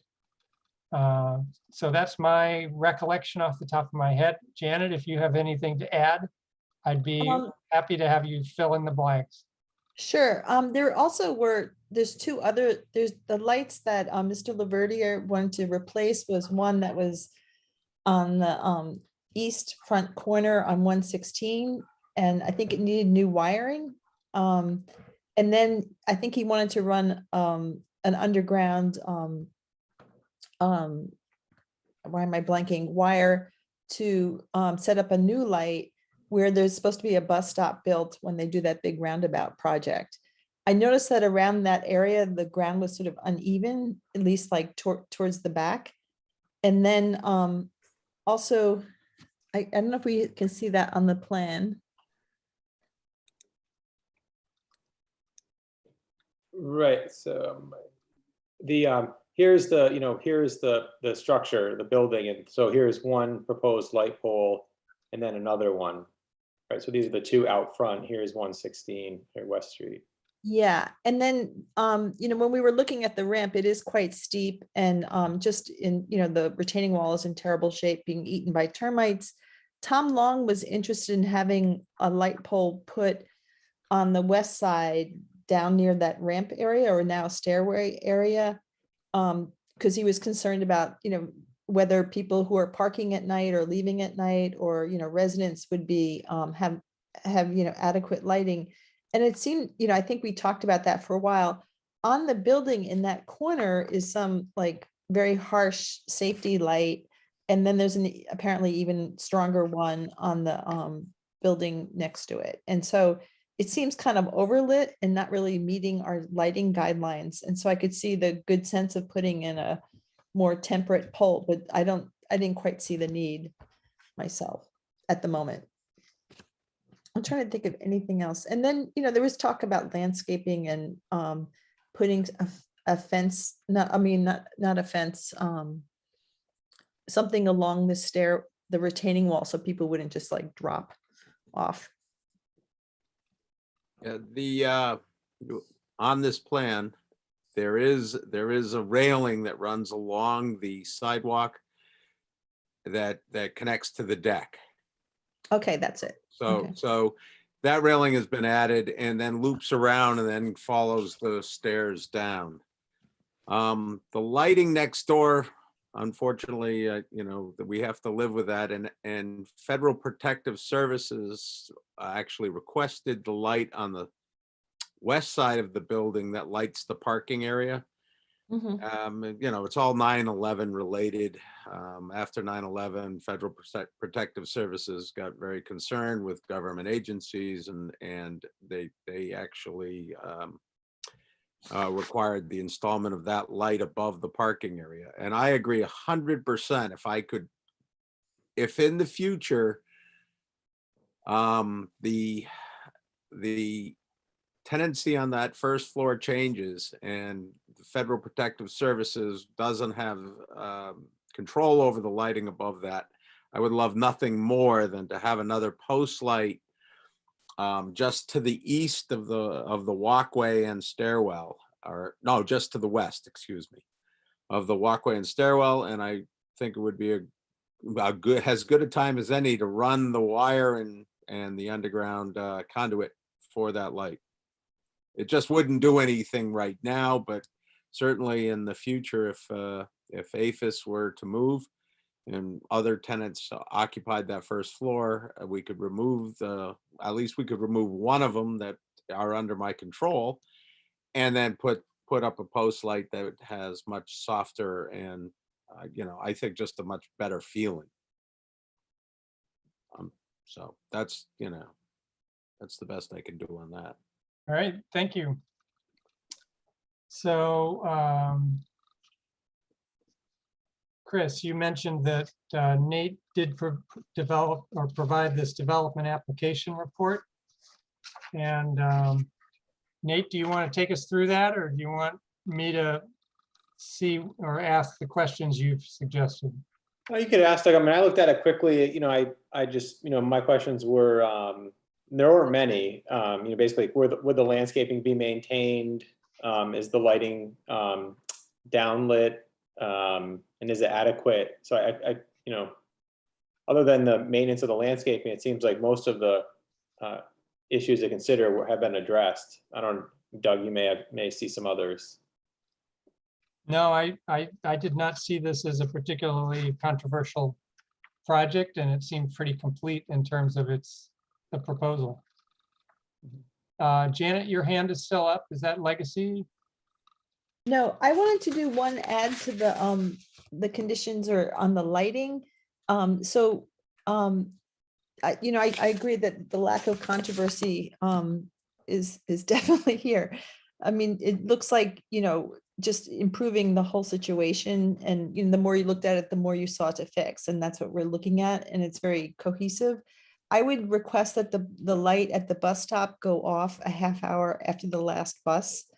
The light pole near the building makes sense to keep on at night for tenants coming in, but I think just we basically after business hours, and it'd be great not to light up the sky or interfere with natural life when we don't need to. So I figured a half hour after the last bus leaves, I don't know if that's 11, it'd be great to turn the light off, and someone might get picked up or walk out, but it wouldn't be needed anymore. So that was my one condition suggested. Ron, how do you feel about that? Well, I mean, I don't know what the last bus stop is. An awful lot of people from the multitude of buildings we have at the Amherst Office Park area will often walk over to the Moan and Dove and then vibe, or go get a coffee late at night if they're studying, and anything that improves the lighting that follows along the sidewalk, I think is a good thing to have. And I just think the best thing we could do, given the fact that the Ready Mart there is open 24/7, and that oftentimes people won't leave the Moan and Dove until 1 or 1:15. I don't see any reason to be turning a light off at that spot when it would only be improving the safety on the sidewalk. I forgot about the Moan and Dove. Okay, so that's, if the last bus was at 11 o'clock, I just think it would be, I think it's just given the fact that even somebody who might be cramming for exams or, whatever, leaves the buildings north of this site and would walk across the public walkway and go get a coffee at 2 or 3 in the morning at Ready Mart. I just think it makes a ton of sense to have it just go on with a photo cell and go off with the photo cell. Can you remind me, is there a sidewalk on that side, or will there be one? There is a sidewalk on that side. Okay. That's where the sidewalk is and where the bus stop is proposed. Okay. So, I just think the photocell system works great. I mean, they don't use a lot of power. I mean, these LEDs it's like running a 45-watt bulb. Okay, Okay, all right. So let's see. Nate, do we need findings and conditions this evening? And I'm not sure I'm seeing them in my packet. They were emailed on, I think, a few occasions. I have them. I can pull them up. All right. Well, I think it sounds like we would be ready to vote on this evening. And so if we can plow through those, that would be great. All right. And then I don't know, Doug, if there's any public comments. Well, we can ask at this point, sure. Anybody want to make any public comments from the attendees, from the public? I'm not seeing any hands. Ms. Bertrand. Yes, hi. I just wanted to share with the board. My name is Claire Bertrand. I have been both a resident quite a few years ago, and I work here. I work with Ron Laverdiere, and I have seen this building for many years and seen it interface both with residential tenants and commercial. And while your site visit might have shown you us not at our best with the plan to replace that wall, the landscaping hasn't been given any attention. But if you did look around the property, we have 7 office buildings here. As Amherst Office Park, the park-like setting is our goal. So having well-maintained, beautiful, healthy bushes, flowers, clean beds, everything is well cared for. So that has been the tradition for 30 plus years, and it would no doubt continue because you want to continue to have a building that welcomes commercial tenants and residential tenants alike. So I just wanted to share that the building will be enhanced and go back to the good condition it has always been in. Thank you. And you say, when you say that you work here is you're part of the property management or development group that Ron is in, or not that you are That's correct. Not that you're part of the federal agency in the building. That's correct, Doug. Thank you. Yes, I actually am. I contract as a property manager for Ron Laverdiere in the Amherst Office Park. I will say, though, however, a little over 20 years, 20 years ago, I did live in that building when I was newly married. So it's a good example of mixed use and how it can work. Yes, so that's my relationship. Okay, thank you. Okay, let's see. All right, Nate, do you want to go through findings and conditions?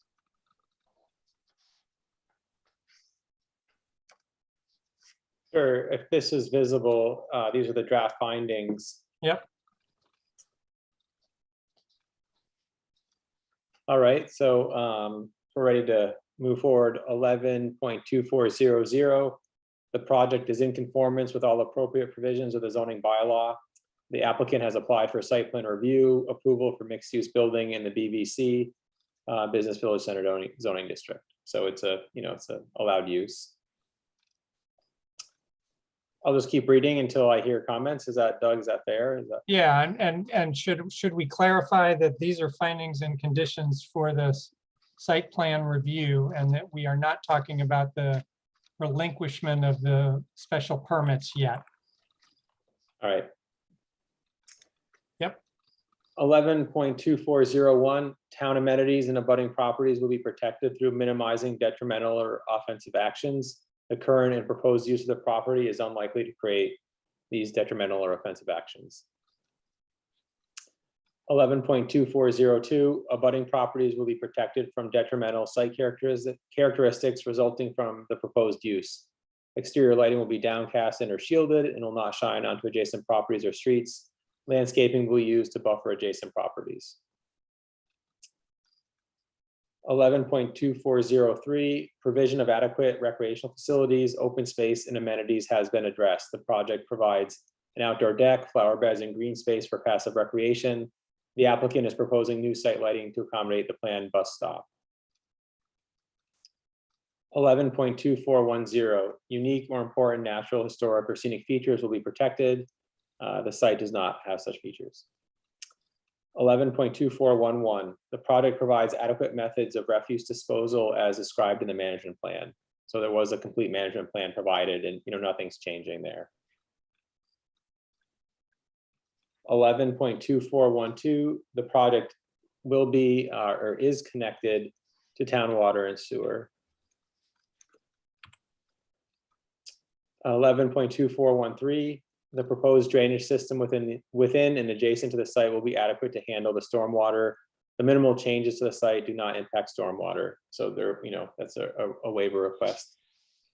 11.2414, provision of adequate landscaping has been addressed. The project includes new plantings on site adjacent to the building, deck, and retaining wall, and existing mature trees will be retained.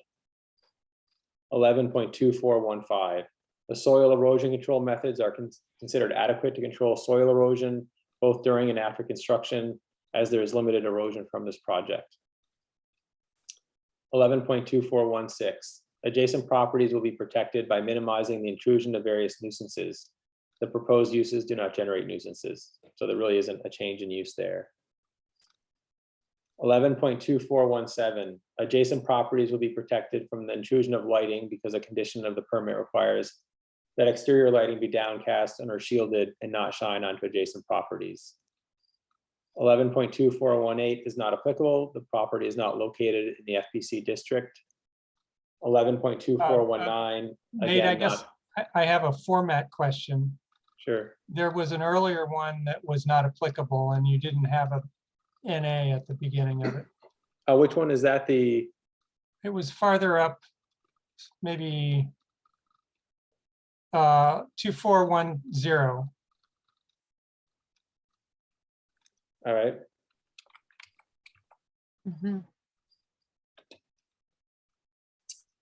Thanks, Doug. Is that a fun name? And what about 2413? Is that? Sorry, I just lost my formatting. 2413, the proposed, the stormwater, is that not applicable, or there are some changes, but they're minor? There are no proposed changes, so well, I guess that's your call. Right. Well, in terms of like the floodplain conservancy, it's really just not in it, so it's not applicable at all. So there could be potentially stormwater changes. It's just not, they're not being proposed. Okay, all right. Well, right. I can look at 2416. I know, I feel like there's a number. So it's like, maybe this is unimportant, but it. Yeah, I think I think they're good questions. I don't necessarily want to make it my call that there are no nuisances, right? So if the board finds that, then that's great. I don't want to assume that there aren't any. So 11.2419 is not applicable because there are no wetlands on the property. 11.2420, I'm saying that the board did not refer this to the design review board because it was not found to have a significant impact on the surroundings. 11.2421, the development is reasonably consistent with respect to setbacks, placement of parking, landscaping, and entrances and exits with surrounding buildings and development. The applicant has demonstrated that the project meets setback requirements and parking will be served by the new walkway. 11.2422, here's a not applicable. Building site shall avoid to the extent feasible the impact on steep slopes, floodplain, scenic views, grade changes, and wetlands. And so there are no steep slopes or floodplains on the site. 11.2423, not applicable. There are no changes to the buildings on the site. 11.2424, screening has been provided as appropriate. HVAC equipment is screened and vegetation will be used around the deck. And so, for here, we're approving the new site plan for the entire site. And so there are a number of HVAC units and those, a condition of previous permits were that they be screened, and they appear to be screened. And so that's there. 11.2430, the site has been designed to provide for the convenience and safety of vehicular and pedestrian movement, both within the site in relation to adjoining ways and properties. There's adequate drive aisles and sidewalks to keep pedestrians safe when using the site. 11.2431, not applicable. There are no changes to the proposed location and number of curb cuts. 11.2432, location and design of parking, bicycle racks, drive aisles, and sidewalks provides a safe and convenient use of the site, with parking spaces adjacent to walkways and crosswalks are provided where necessary. 11.2433, there is access to adjoining properties as previously permitted for the Amherst Office Park. So on the north side of the site, there's a pedestrian connections to 417 West Street. 11.2434, not applicable. There are no changes proposed for driveway locations. 11.2435, there is joint access driveways between adjoining properties as part of Amherst Office Park. So, in the entirety of Amherst Office Park. 11.2436, not applicable, as there is no change in use to impact the traffic generated at the site. 11.2437, again, not applicable. No traffic impact report will be required. All right. And then you had some waivers, a list of the waivers, I guess. Right, so the applicant proposed to waive, the requirement of a sign plan. There's an existing sign that remains, so you're not proposing to provide any traffic impact statement. Waiver request lighting, they're proposing 2 new light poles to match existing. And then, a soil erosion plan wasn't provided because of the minimal nature of the project. Same with construction logistics and pollution and hazardous material. Mhm. All right, board members, I haven't seen any hands, so I'm assuming that these findings were acceptable. I'll just put these on one page. So these draft conditions, some of these, they'll apply to the whole site, and they also, Janet, to your question earlier, that they also carry over some of the conditions from the previous permits that, so we can walk through these. So draft conditions, there's 11. The project, including landscaping, shall be built substantially in accordance with the plans submitted to the planning board and approved on June 15th, right? June 15th. The walkway from the parking lot to the deck shall meet accessibility requirements. That's pretty standard. All lighting shall be dark sky compliant. This one I was typing, Jen, as you're writing, the pole light adjacent to the bus stop will turn off within an hour after last bus service. And I'm not sure if that's something the board wants to consider. Yeah, I mean, my sense was that Janet pretty much accepted Ron's explanation for why he didn't think it needed to happen. Yeah. All right. And so this was a previous condition. One of the residential units shall be reserved for the on-site manager. So within that building, one of those units is reserved for the on-site manager. And Ron, has that been, has that worked out all right in practice, or has that been a burden? You are muted. That condition was put in when my dad built the building, and he was the on-site manager. He subsequently has left and completely forgot about the condition and rented his it was the 3rd floor, 1-bedroom apartment. He rented that and it's been rented for probably the last 10 years. So, that we were hoping to extinguish that since it was part of the condition of allowing the 4th apartment on the 3rd floor of the building. That was one of the ones we wanted to extinguish. Any board members object to eliminating this condition? I do not object. So Nate, why don't we go ahead and remove that? All right. So that's easy. There should be no office or commercial use on the 2nd floor. Again, that's something that was from the previous permits and the building was constructed. So I guess, why would we? I mean, I assume the building now has residential units on the second floor. Is there any particular public interest in having, in prohibiting commercial use on the second floor? Nate or Chris? No, I mean, we actually, you know, the way the mixed use bylaw is written now, it's, you know, it can be on any floor, so. Yeah. Yeah, I would- Now, to be mixed use, I assume there needs to remain some residential in the building. But it sounds like there's now residential on both the second and the third floor. So do we need this? I think not, but you know, I mean, it's highly unlikely in my lifetime that it would switch back to commercial, given the, you know, given the fact that we've all learned to work remotely. Well, and I assume if it changed use from residential to commercial, you'd have to make some level of public accessible route to the Yeah, second, you'd to have the to put an second elevator floor. in the building. And you probably And would I- find that, you know, prohibitively expensive and complicated. Yes, exactly. But I don't know why we need why we would need this condition, I guess is. Sure, I mean, yeah, I mean, some of it was, like I said, this was from the previous permits, and I think it's just, you know, for discussion, so if it's, Yeah. we can remove that. So now so I removed that condition, so now the fourth condition is the survey dated May of 2022 shall become the approved site plan for the property. So that's what was, you know, was shown earlier during this discussion. So how is this related to the extinguishment of the special permits?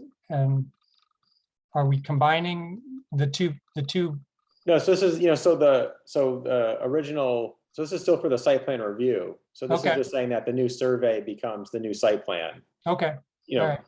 just to clarify, so that if someone's going through the records, they don't find the 1989 survey on record and say, wow, here's the site plan. Okay, All HVAC and utilities shall be screened with plantings. The plantings along the perimeter of the retaining wall should be maintained as a safety measure. So, you know, there were yews and plantings around the retaining wall. All landscaping shown on the plans and survey shall be continuously maintained. So that speaks to what Claire had mentioned. And 8, the lower level entry and associated, say stairs,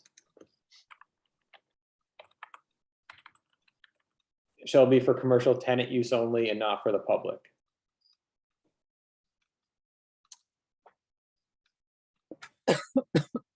so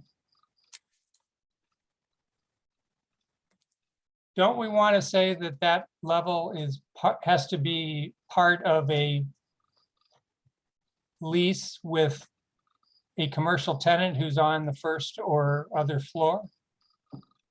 I don't think it needs to be in terms of meeting code.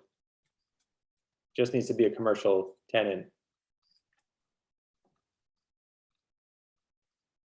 Okay.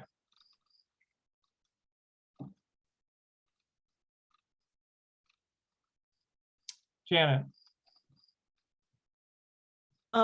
Do we have a site plan that shows stairs, not the ramp that we're approving? Because I'm not finding, I'm looking through my packet for the new Yeah. staircase. that was a late change and it didn't make it into the packet. Okay, But I thought I saw on the screen this evening a site plan that did show stairs.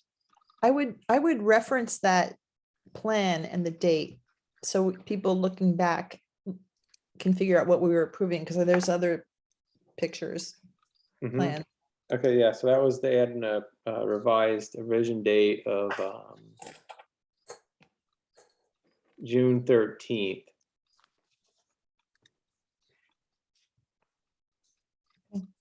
So maybe on the first condition, the project shall be built substantially in accordance with the plans dated June 13th, submitted to the planning board and approved on June 15th. Perfect.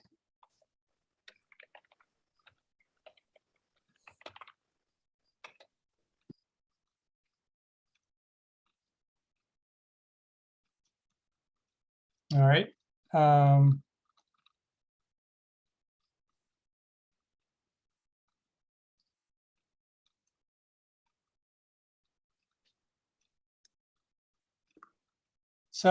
So I guess I'm a little bit stuck on the last one, because it's my understanding that the Massachusetts Access Board regulations apply to commercial space, workspace.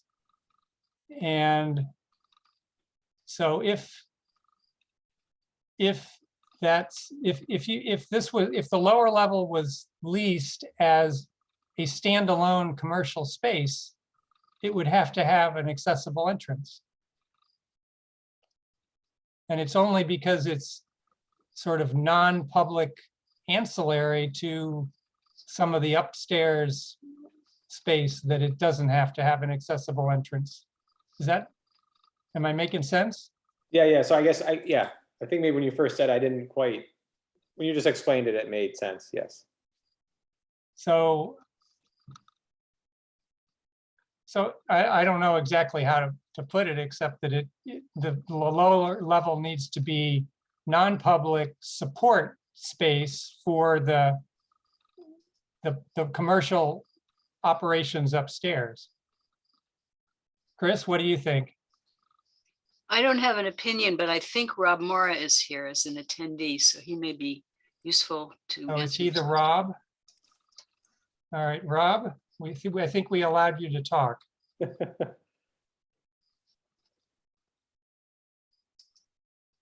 Still muted. We can. Hi, Doug. Yes, with agreement with what you said, that the space, if changed to a standalone commercial tenant, then with access available to the public, it would need to be put, an accessible route would have to be created in that area. Would it be possible to have a commercial tenant use that is not public? Yes, Oh, really? So it could be rented as a standalone commercial space that's not public, as long as it's used by employees only. That's right. but in that instance, wouldn't it be required to be accessible? Not for the employees, only if there were public coming Okay. to visit the All right. space. Okay. So in fact, that means that the text that's here is fine. Yes. Okay. All right. Thank you for walking me through that. Janet, you have a comment? No. Okay. All right, Nate. So we've been through the conditions. I don't see any hands. I'll offer additional public comment to any attendees if you want to make some now. Not seeing any. Okay, would anyone like to move these findings and conditions for this site plan review? You're gonna make me do it. Jack, I'll let you go this time. I'll say so moved. All right, this may be your last motion. Second. Thank you, Janet. All right, any further discussion? Chris? Are you planning to approve this? And why don't you roll it all into one where you say, close the public hearing, approve the application, and approve the findings and conditions and waivers as discussed? That sounds very efficient. And then there's also the hearing for this waiver of the special permits. Is that will be a separate vote? Yeah, why don't we do that as a separate vote?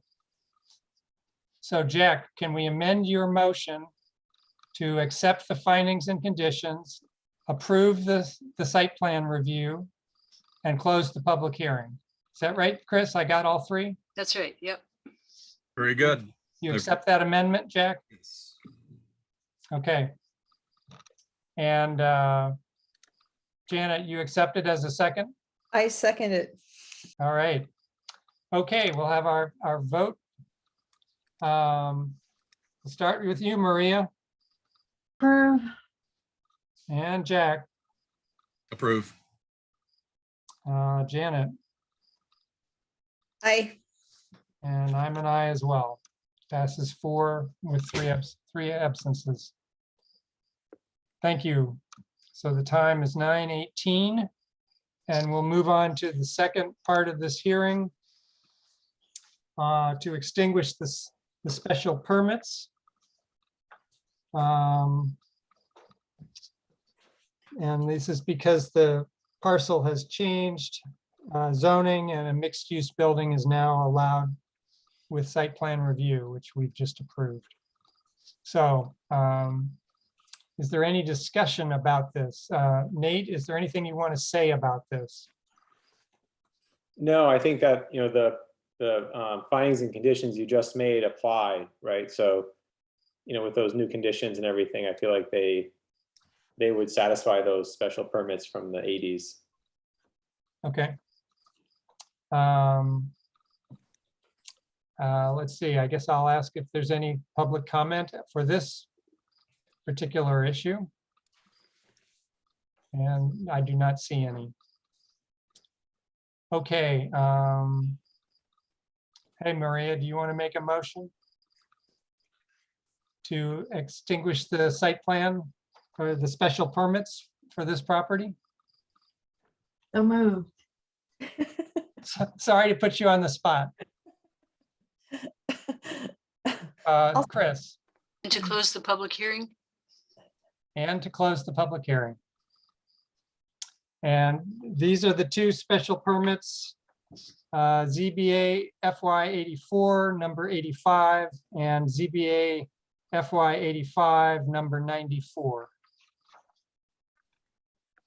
So the motion is to extinguish those two permits and to close the public hearing. All right, then we'll go ahead and vote this through. I'll second that. All right, thank you. Thanks for jumping in, Janet. Maria Approve. and Jack Approve. and Janet, Approve. and I'm an approve as well. Okay, 9:21. Mr. Laverdiere, I thank you for coming. And thanks for your presentation. Good luck with your project. You are muted, but I know you have a smile on your face.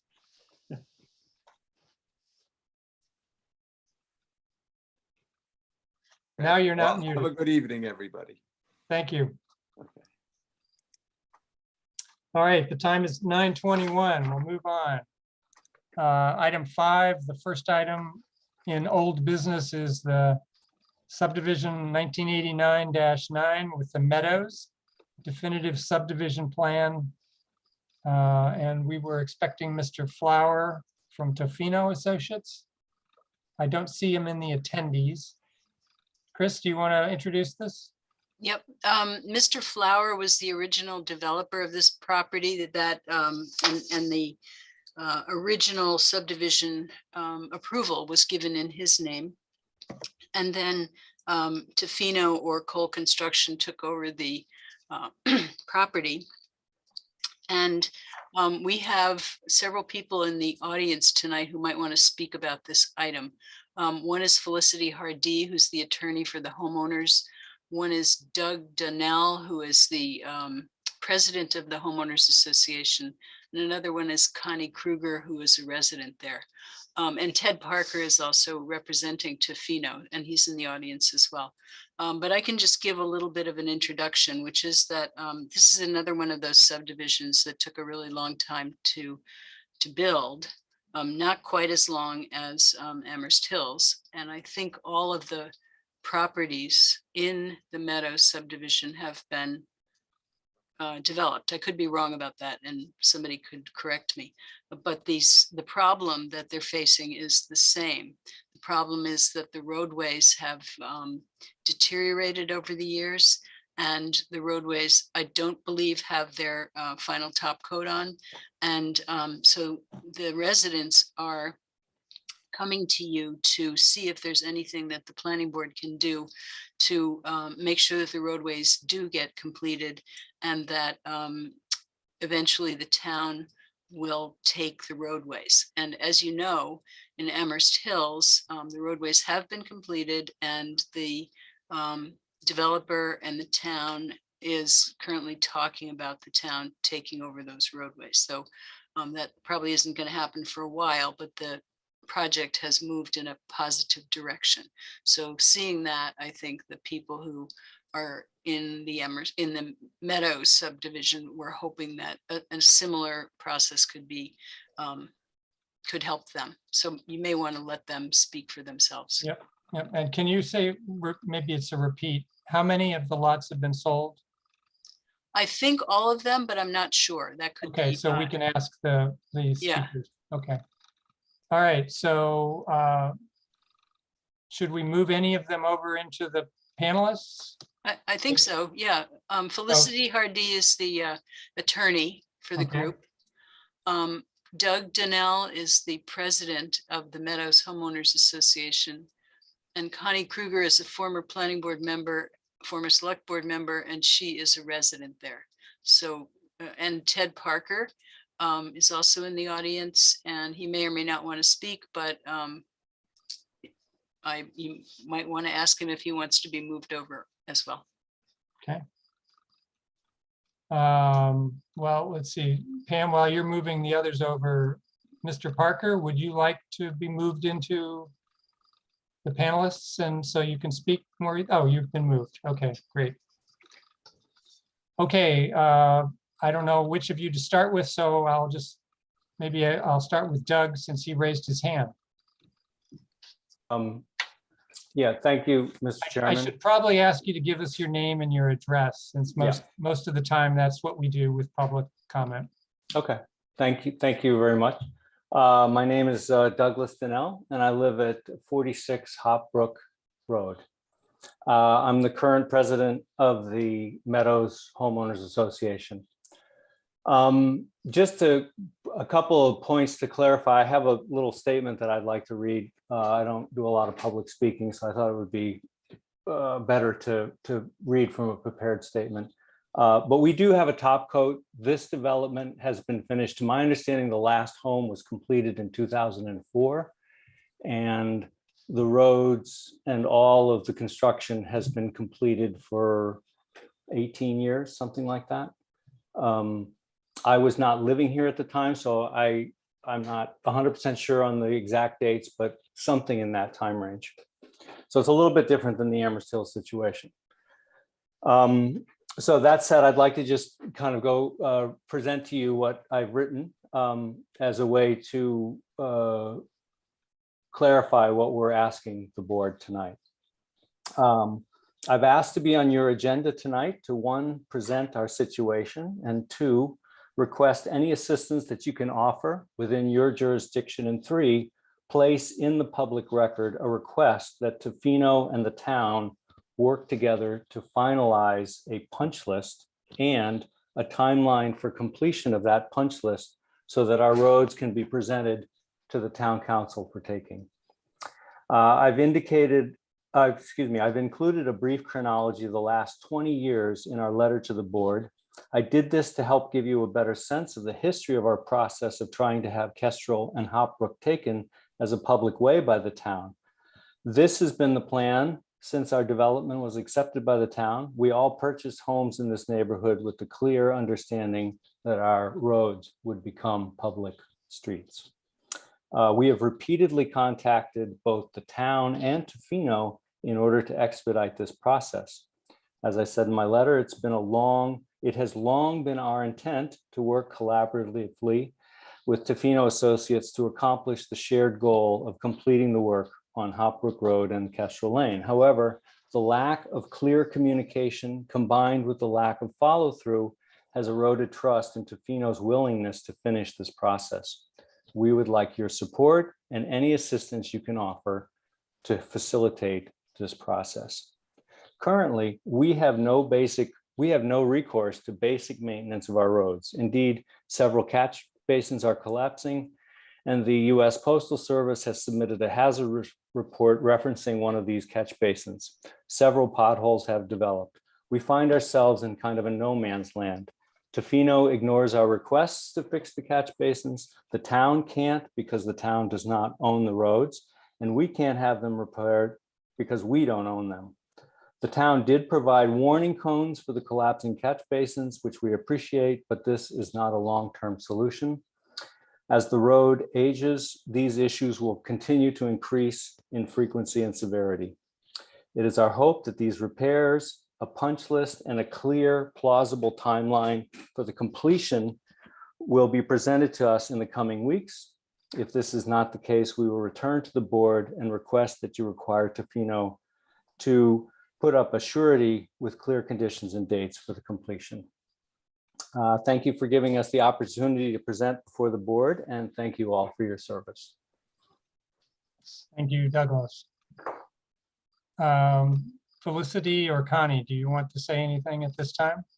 Mr. Chairman, yes, thanks very much. And thank you for taking on this extremely old business. I think I want to reiterate what some remarks of Doug's and suggest a concrete step that we think the planning board can undertake that would really help. We're really interested, we're not interested in having an argument about like what's happened over the last 20 years, but we are really interested in getting these roads accepted as public ways. And in order to do that, we understand that Tofino needs to make some improvements to the roads that were identified by the town of Amherst. About a year ago, there was an agreement and a meeting between members of the Homeowners Association and Mr. Parker representing Tofino and the town. And there was an agreement about the need to develop a punch list of tasks that needed to be done for the roads to be in a condition that the town would accept them as public ways. But unfortunately, nothing has happened with that punch list. So our request tonight is that the board direct the town and Tofino to come up with that punch list and then bring it back to the board in 30 days or whatever reasonable time would be required. I don't think that there's any real dispute that some things need to be done, but what we need is an actual concrete plan for the punch list and the continuing involvement of the board so that everybody understands what needs to be done, and then we can determine how much it's going to cost and whether or not the bond that Tofino has previously posted for the completion of the work is adequate. We don't even know if the bond that the town is holding for this work is adequate to do the work because we've never been able to even get the punch list. So again, our request tonight is that the board direct the town and Tofino to, meet or collaborate or do whatever it is they need so that we have a punch list. The punch list is brought back. Hopefully we'd get a copy of it. And then at a sort of a meeting a month from now, the planning board could determine what the next step would be. Thank you. All right. Thank you, Ms. Hardy. Ms. Kruger, you are muted. Okay.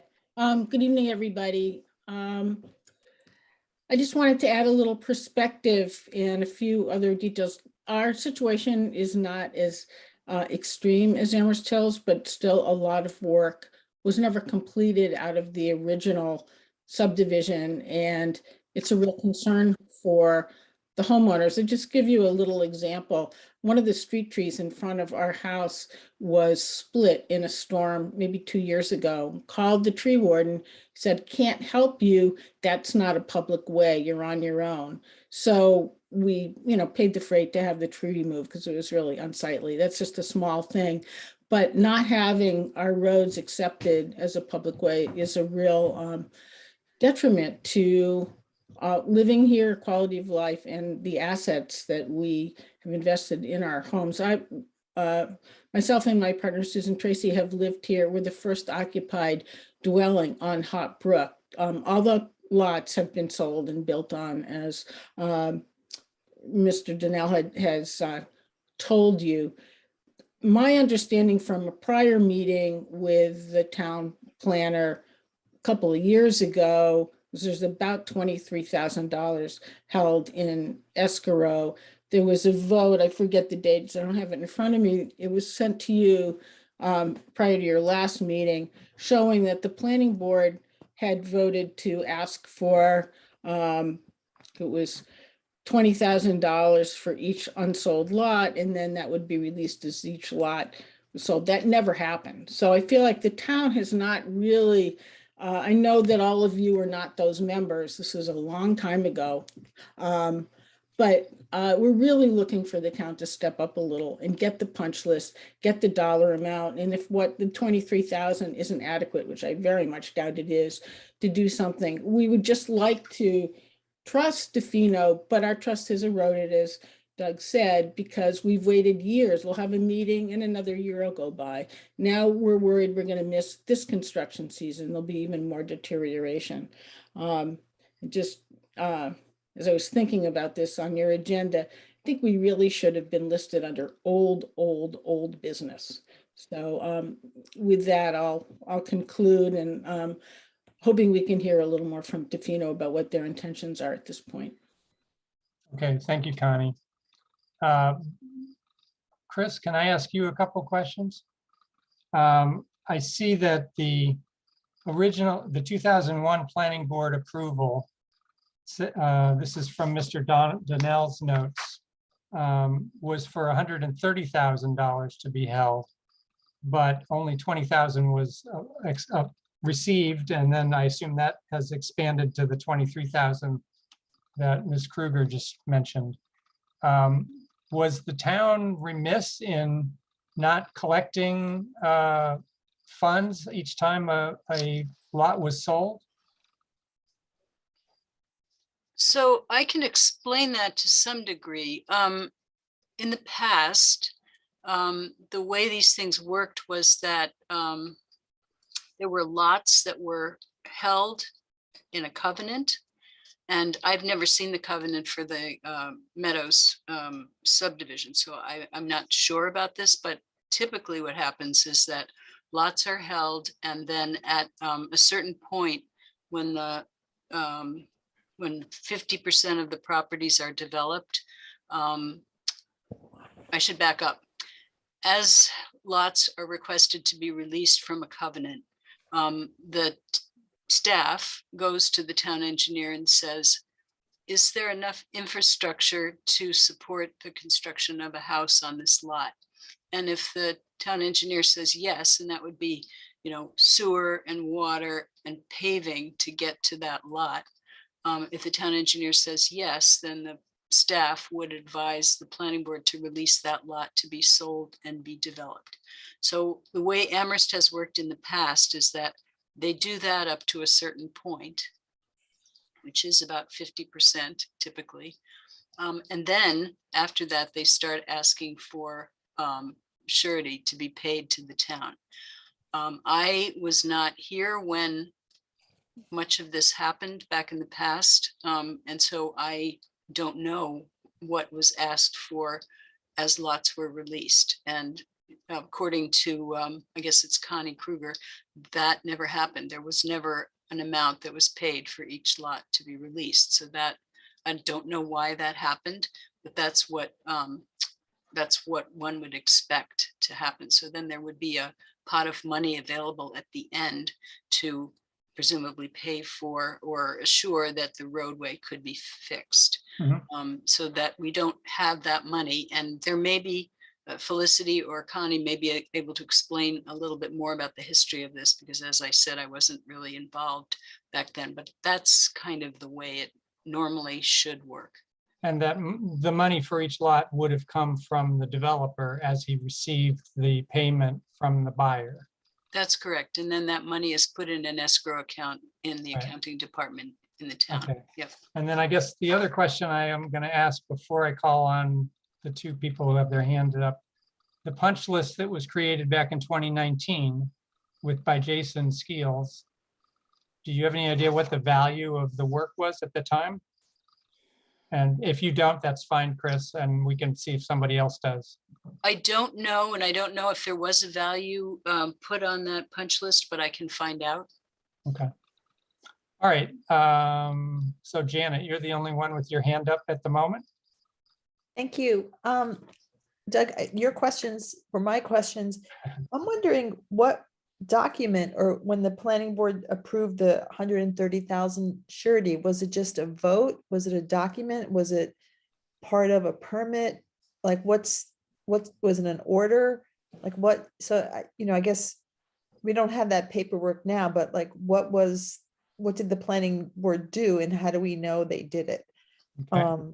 And then also, does anyone have a punch list? Okay. Ms. Kruger. Yeah, I'll take a shot at that. I was just rifling through my folder, and of course I can't find that one piece. It's minutes from that planning board meeting when that was approved. And I think the planner working on it was Niels LaCour, who's no longer with us. We had gotten that in a meeting a few years ago from Express Scripts, so it's in the records. I have it, and Doug, you had it because that's the one I brought over that we sent over to Felicity, and I just can't get my hands on it, but it's from minutes of the planning board meeting. In terms of the value for the punch list, we don't have that. And we met with DPW with Tofino in the fall of last year, and there was a negotiation going on about what was going to stay on the punch list or not. So we're really in limbo because we don't know what the town has agreed to accept from Tofino for that punch list. So we're kind of in the dark about the value. Okay. All right. Mr. Donnell.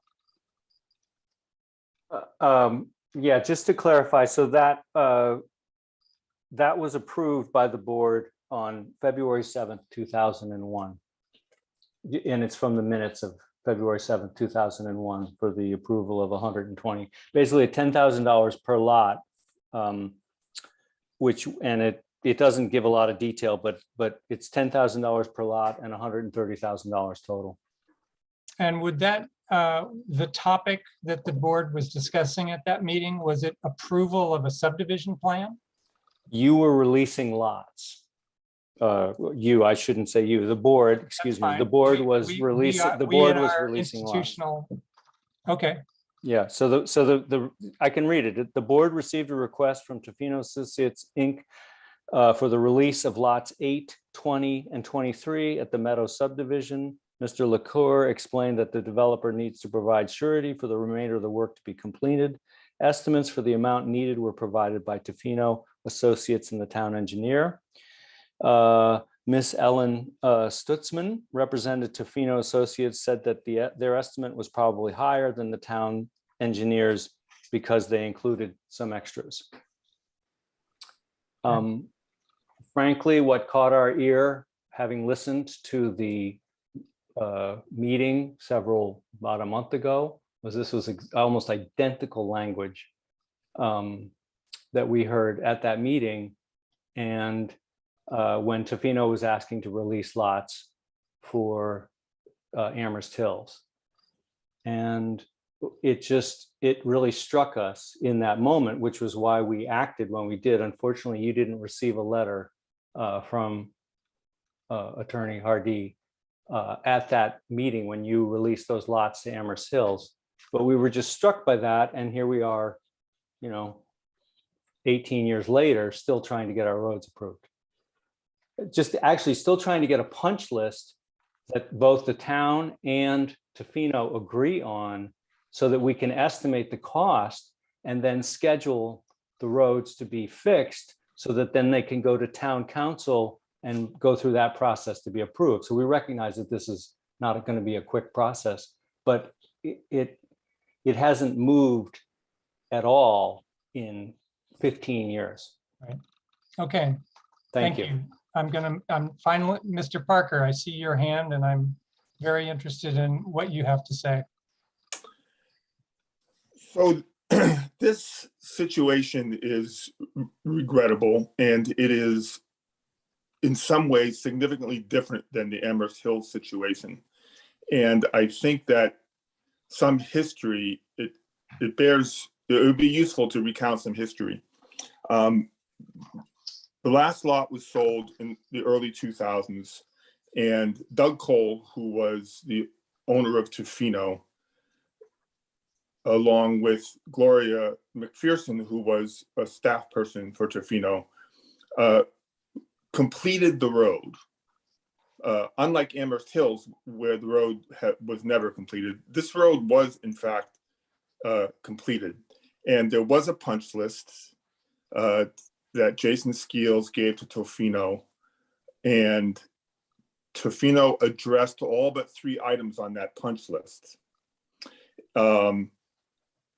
Doug Cole, and some of which was some pretty significant repairs to the road. The crossing of the brook at the beginning of Cross Brook had to be repaired. The guardrail had to be repaired. There was a bunch of work. I was not involved in that at the time. I worked for Cole Construction, but I was not an employee of Tofino. And I only knew it by the fact that it was happening out of the same, in the same office. I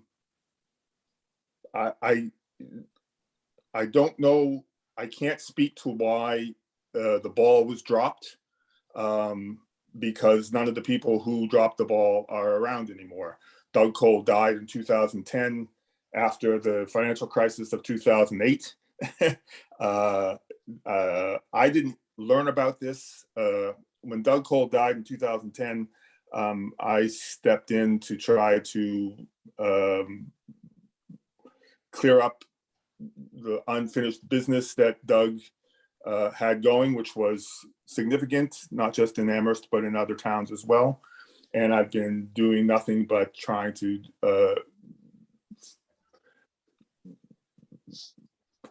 finish the projects or do what I can to, you know, Doug was a much beloved developer and had really good intentions, and clearly there was a lack of follow through in some areas. So I didn't learn about this problem until I want to say 2013, 2014, maybe it came to my attention.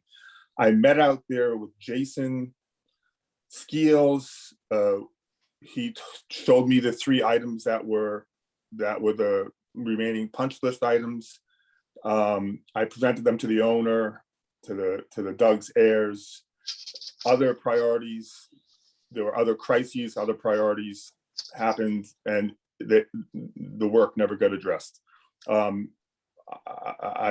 I know that there were, I remember clearly what those 3 items were. And there were also some missing items on the as-built drawings that Jason wanted, which is another task that has to be completed in order for the DPW to feel comfortable in taking the road. So time passed. The completed road is approaching the end of its, service life. I mean, the service life of a road is 20 years. I mean, there are abutting roads. I live in Amherst Woods. Old Farm Road has been, repaved twice during the time that this road has existed. And Old Farm Road has deteriorated twice. So I met in the fall with Connie and Doug and some other homeowners. And I agreed that I was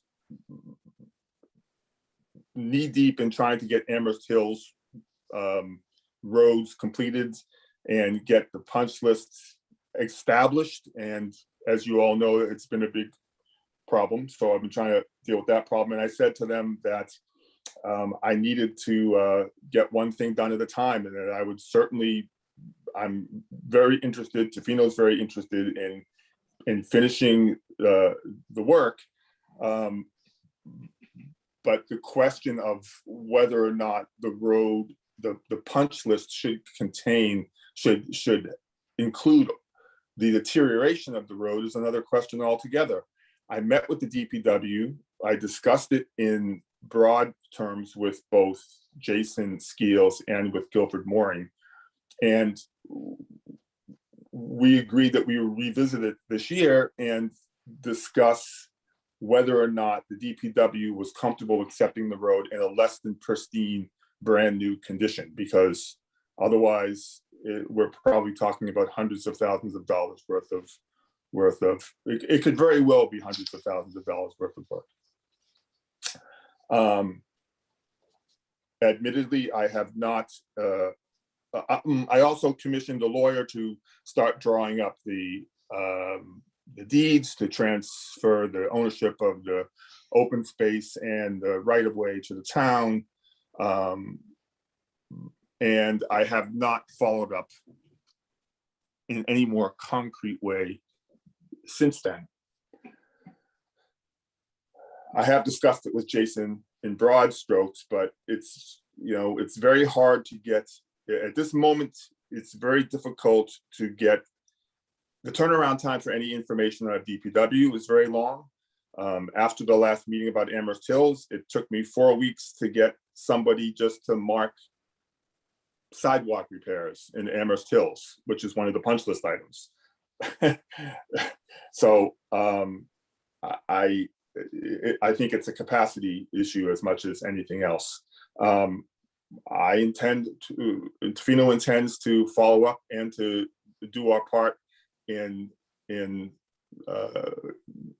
doing what we need to do in order to get the roads accepted by the town. We have said that to the owners. We said it sincerely.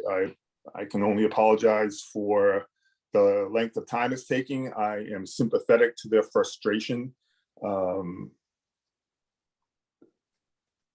doesn't have a staff.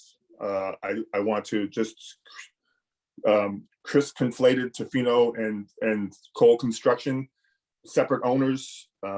Once they were owned by the same people, but they're no longer owned by the same people. I work for Cole Construction and I manage Tofino's properties and I'm trying to, one by one, I'm trying to tick them off and clear up the unfinished business of Tofino.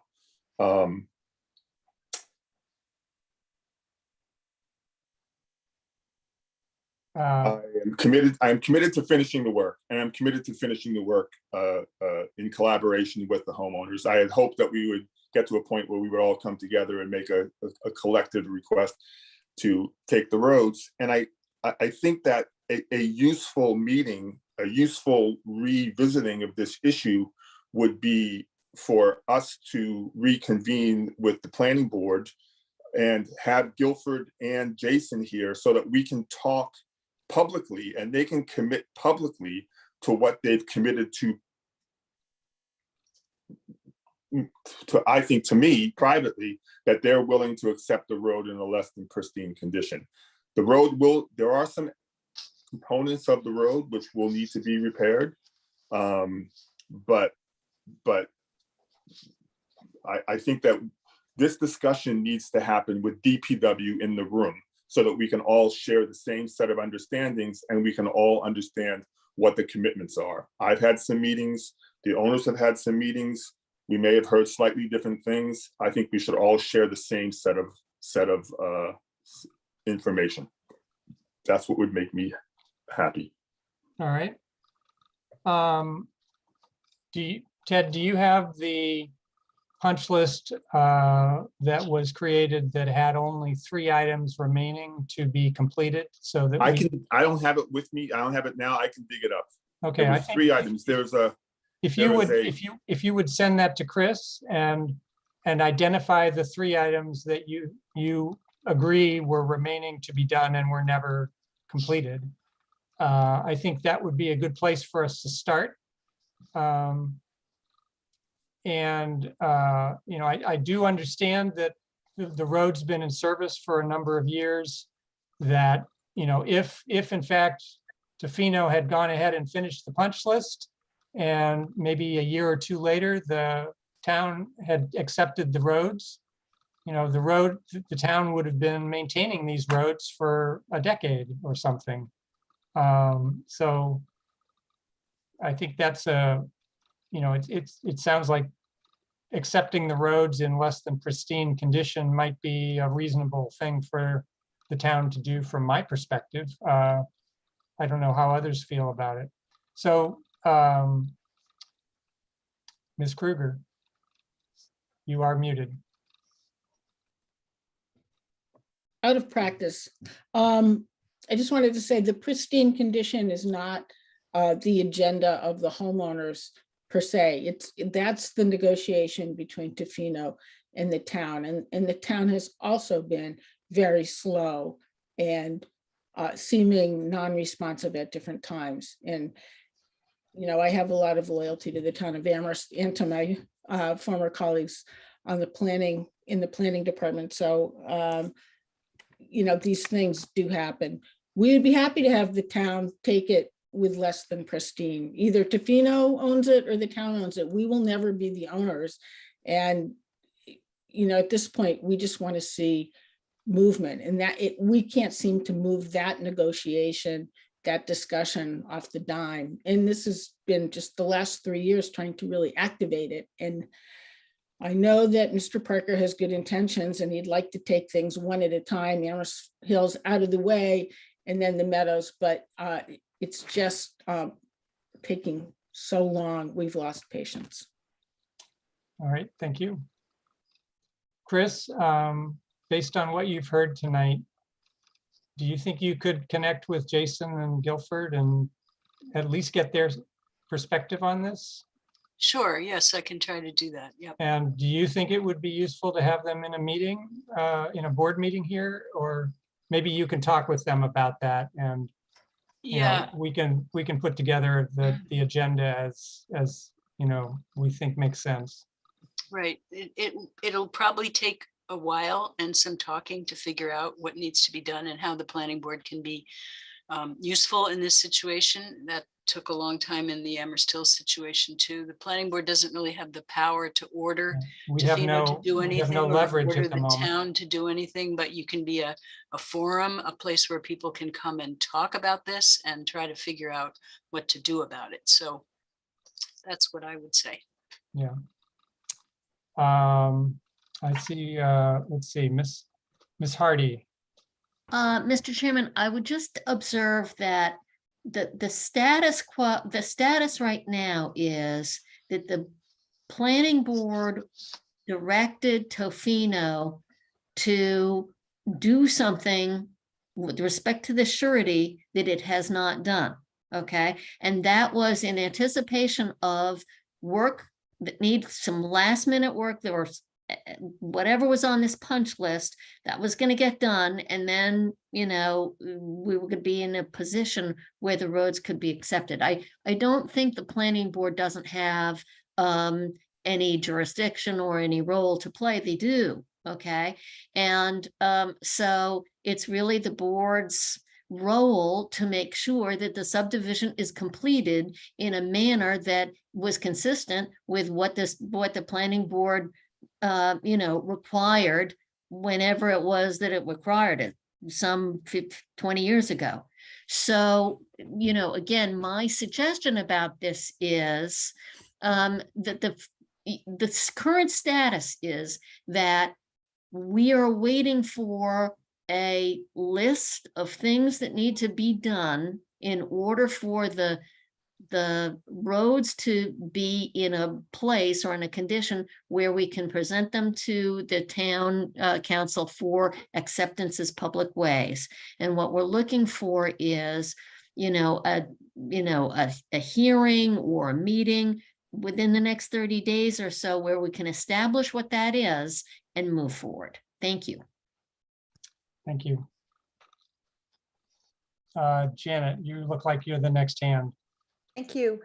I would recommend that we put this on the planning board, the agenda, not maybe, obviously not in, next week or in 2 weeks, but maybe sometime in July, just to get hopefully that meeting will take place, or just to gather information. One question I had after reading the packet was that the question of like, where are we as a planning board? And so I don't have the answer to that legally. And so my question is, are there possible planning board actions under the state subdivision law, under our bylaw, or on regulations, or a permit that we have issued? And so, I mean, that could be, that requires looking at documents, and perhaps the town attorney, town council could do that and advise us if there's any hooks or handles to hold on to. But I feel like I'm just right now floating. I don't know where I am legally in terms of the board, and I don't know what the documentation is. And so that I need that information. I think we need that information as a board. So I would recommend putting it on the agenda on a date certain, with enough time for people, given, people are busy, and then also get some more information about documents and where we are. And, if the planning board has a role or what we could do. So where are we legally? Thank you. I will note that it's just about 10 o'clock.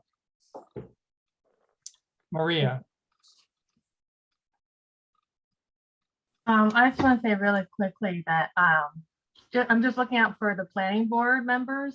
And unfortunately, a lot of the new ones aren't here, but I have to say the Amherst Hills hearings were the most unpleasant planning board experiences that I have in my history of being on the planning board, because it was very contentious. It felt very much like a lot of attorneys sort of barking at us. So I just want to warn you, I don't know what's going to happen, but I just want to warn you that those hearings were the most unpleasant experiences of my planning board career. So not to say don't do that. I'm just saying if you can arrange it in some way where there's a real clear path forward. That was a really, having, I don't know, it was like 50 some neighbors take their turn yelling at us. That was really unpleasant. So I'm just putting that out there. I don't know, Jack, if you remember that, but I really hope you guys don't go through what we went through. Thank you. Chris? I just wanted to say two things. We can put this on the agenda for July 20th. That is the meeting that you're going to hold in July. You're only having one meeting in July. Yep. The other thing I wanted to say is this is a little different from Amherst Hills in many ways, but one of the ways it's different is that the planning board actually had some, what should I say? Some mechanism, some tool to use in the past in Amherst Hills. And the tool that was used was to request that the building commissioner not issue building permits for the lots that were that had been just recently released but hadn't been built on. And the planning board doesn't have that kind of tool in this case. There may be some tool that I'm not aware of, and we can investigate that, but I'm just putting that forward because even though we had that tool, it took a long time to get there. It took like a year of meetings with everyone to get to the point of being able to do that. So it's not going to be simple, but we'll try. We'll do something, and we'll talk about it again on July 20th. Yeah, I mean, it sounds to me like we potentially could facilitate something, but we're not really in a position to force something to happen. At least that's my relatively uninformed opinion. All right, Ms. Kruger. I just want to say we are not Amherst Hills. We have followed that closely, and I sympathize with Ms. Chow's concerns. We're trying to be cooperative, but we would like the town to help resolve this, whether there's actual, mechanisms or not. I think bringing DPW in to get the punch list established with Mr. Parker would really help. And I really believe that could happen in a much more timely way. So that's our first ask, but we don't want to escalate, and we're not planning to take that tact. So Ms. Chow, I think you can be assured, at least at this point, that's not our route. Thank you. And Mr. Parker, you're the next hand. I just want to say that we're committed to collaborating with the owners of in the Meadows to get this done in a much less contentious way. Just FYI, you know, I went in September of 2019 to the folks in Amherst Hills and explained to them where we were and what our intentions were. And their response was to come to you and start that process. And it was so full of vitriol that it made no sense for me to come to a meeting and speak civilly like I am trying to do tonight with these folks, because the folks in Amherst Meadows, in the Meadows, have been much more collaborative and much more respectful and much more willing to have a conversation about it. And I appreciate that on everyone's part, and I look forward to getting it resolved. Thank you. Jack? Yeah, I just want to say the lesson that we learned from Amherst Hills was a very good presentation by Jason Skeels, the town engineer, with regard to how pavement goes, when it goes rapidly. And so there is a time element to this, and I you know, encourage the town to acknowledge, you know, that it needs to get solved, or it's going to get a lot more expensive for everybody. Thank you, Jack. We'll miss both you and Maria on the board. Okay, I see Chris walking away. Oh, she's back. Good. I wanted So- to make sure that I put this on the agenda for July 20th. Okay, so we don't really need a motion this evening to continue anything. And I think we've discussed this enough. You know, Chris, if you can follow up with the DPW and we figure out whether we need to have them in a meeting, or if you can do your magic without the board present, I think that would be great. Mhm. And Mr. Parker, I think you were going to send the last punch list you had that listed, or at least identified, the 3 items that were remaining to be completed at one point in time. If you can send that to Chris, that would be great. I will do that. All right, thanks all. And thanks for staying for a relatively late hour at this point. Thanks, Mr. Chairman. Thank you. Yeah, thank you, Mr. Chairman. Thank you, board members. We really appreciate your time, and thank you, Ted, for attending. Okay, so the time is 10:06. Chris, the next item on our agenda is planning board fees. And I saw that you sent a letter or a proposal to us for how to collect those, at least as a trial, I believe. Yes, and may I speak about that? Yes, you may. Nate and I have had several conversations about this, and I've talked to Pam and I've talked to the building commissioner, and I think in the end, what we're deciding is that something different from what was in the memo, and something more akin to what Doug proposed at the last meeting where we discussed this.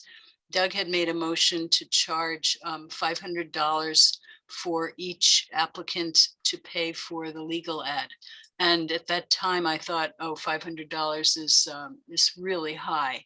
So after talking about it with Nate and the building commissioner and Pam, I think we've landed on $300 as a flat fee.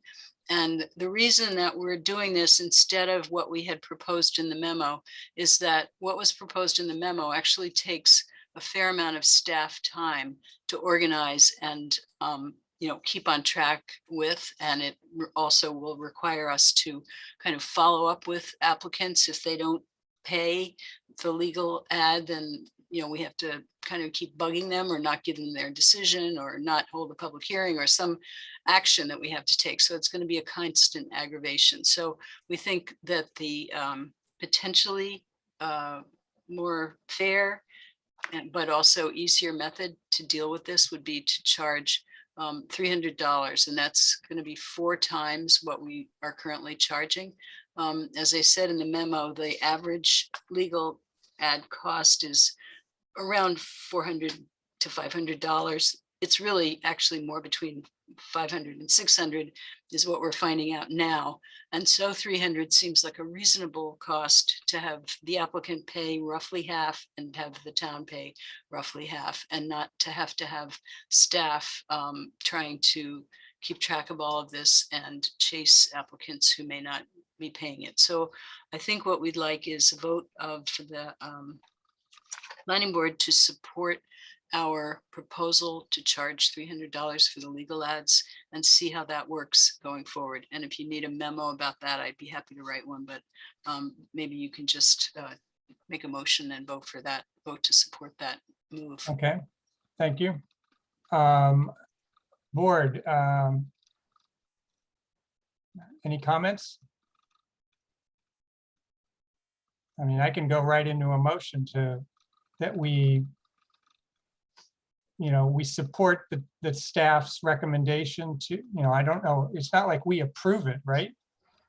Or we're just on board with you, right? We're not really doing a legal vote for this. Well, you have to vote for application fees. So Okay. if we decide to, increase the application fee for site plan reviews and different things like that, you have to vote for that. So I would say, yes, this is a good thing to do Okay, as an actual so- vote, that you are voting to increase the fee for legal ads for planning board applications to $300. So we are setting the fee. That's the verb I think makes sense. That's right. Yep. So, okay, so I'll take a pass at the motion. I'm not seeing anyone. Oh, Janet, do you want to say something? So it sounds like this is kind of a compromise between the town heavily subsidizing applications to subsidizing less. So we're going to lose less money, but not burden Staff. applicants with the full cost or the staff. Is that, so it's sort of like a middle ground that you've reached for. That's a good way to describe it. Yes. Right. But the town will still be paying part of, okay, it's like half the ad. Okay. But this steps us up closer to covering costs. And might, it might be easier to get to 500 from 300 rather than from 50 or wherever we are now. Jack. Yeah, I guess I would move that we accept the proposal as stated by Chris for increasing the fees. All right, thank you, Jack. I'll go ahead and second that. Board members, any more votes or any more discussion at this late hour?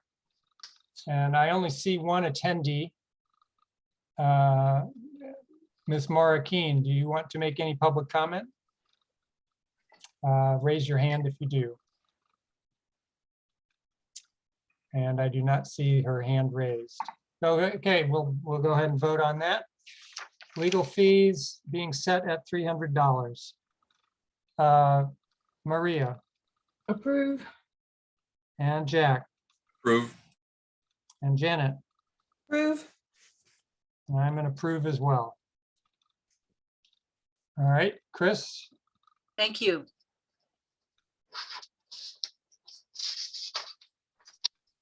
All right.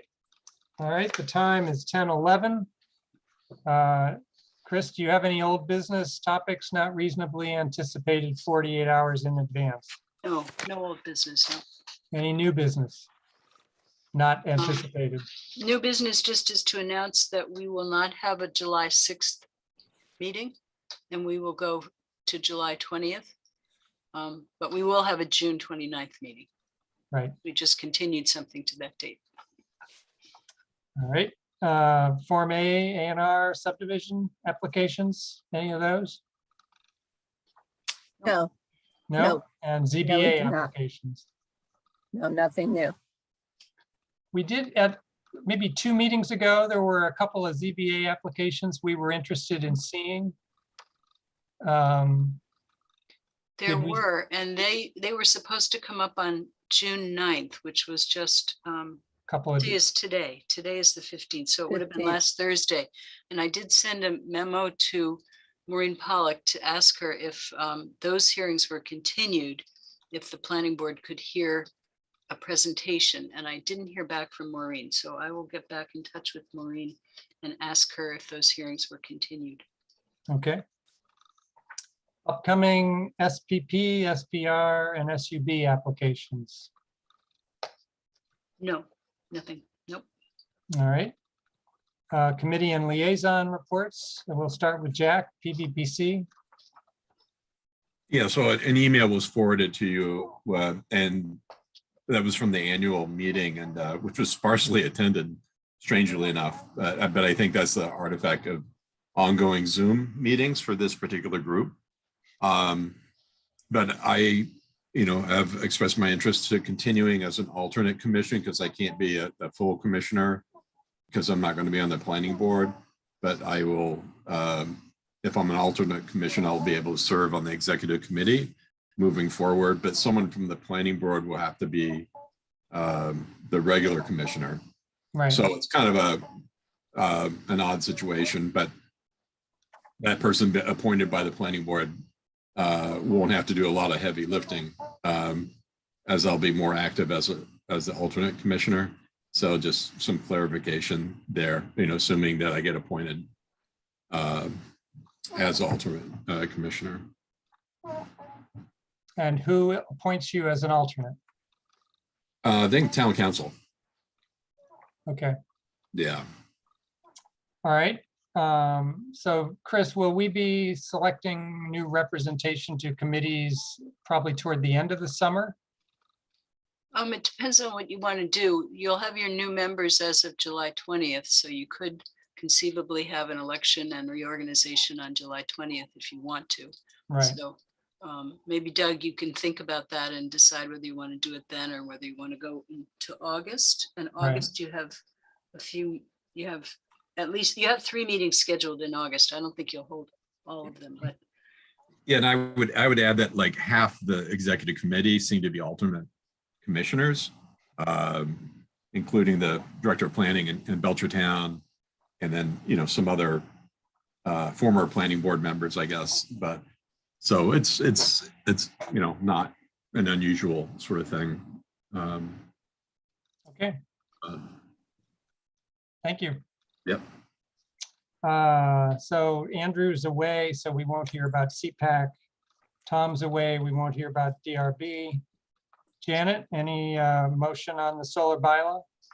Yes, the committee is meeting for the first time next week. All right, and those are publicly noticed meetings, and I assume the public can attend. I believe, Zoom? I think Stephanie Ciccarello is in charge, and I'm sure Chris is nodding yes, and I do believe they're all going to be public and posted and hopefully Right. get a good group involved. Okay. Jack is in the group too. What's that? Jack is in the group too. Oh, yeah, okay. All right, and then CRC, anything you want to say, Chris? Yes, the CRC will be discussing Article 14 and its potential for being extended as a permanent measure for certain types of uses. So we're going to be talking to them about that at their next meeting, which is what is today? I think it's June 23rd. Yes, June 23rd. We're going to be talking to the CRC about Article 14. And would this be the time to at least put in the record the two new members coming for planning board? Yes, of course. I'm sorry for not thinking about that. Yes, we're happy to have 2 new members that have been appointed. They were just appointed on Monday. Bruce Coldham is a former planning board member.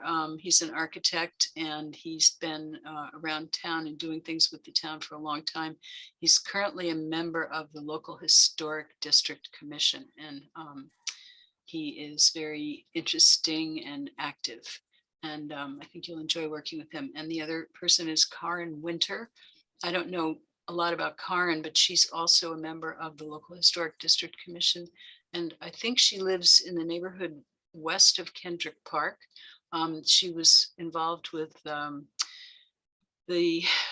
planning of the playground at Kendrick Park, not as part of the working group, but she often spoke up at meetings, and she was very interested in that. So I think she's really interested in planning, and you'll meet her. Those of you who haven't met her yet, you'll meet her on the 20th. Okay, thank you. Report of the chair, I have no report. Report of staff, Chris? I don't think I have a report. What time is Okay. it? It's 10:18. No, I don't. Report have- is it's 10:18 and it's time to adjourn. Okay. All right, in that case, it's 10:18 and let's adjourn. Thank Um, you. Thank you all for, Well, it's Jack's last meeting, so I'd like to thank him for his yeah. many years of Yeah. service. I was gonna say, I guess, goodbye, everyone. I'd have Miss some. you. You know, I won't be gone. Obviously, I'm on some other things. So, yeah, I appreciate working. we'll miss your sunflower, Jack. Yeah, Oh, yeah. I have some new ones and I have a new crop this year. So we'll see if I can improve on the photo. So, And your sunny personality. We'll miss that too. thank you. Thank you. Thank you so much. Yeah. All right, good night, everyone. Bye. Thank you. Bye. And, oh, I should probably stop.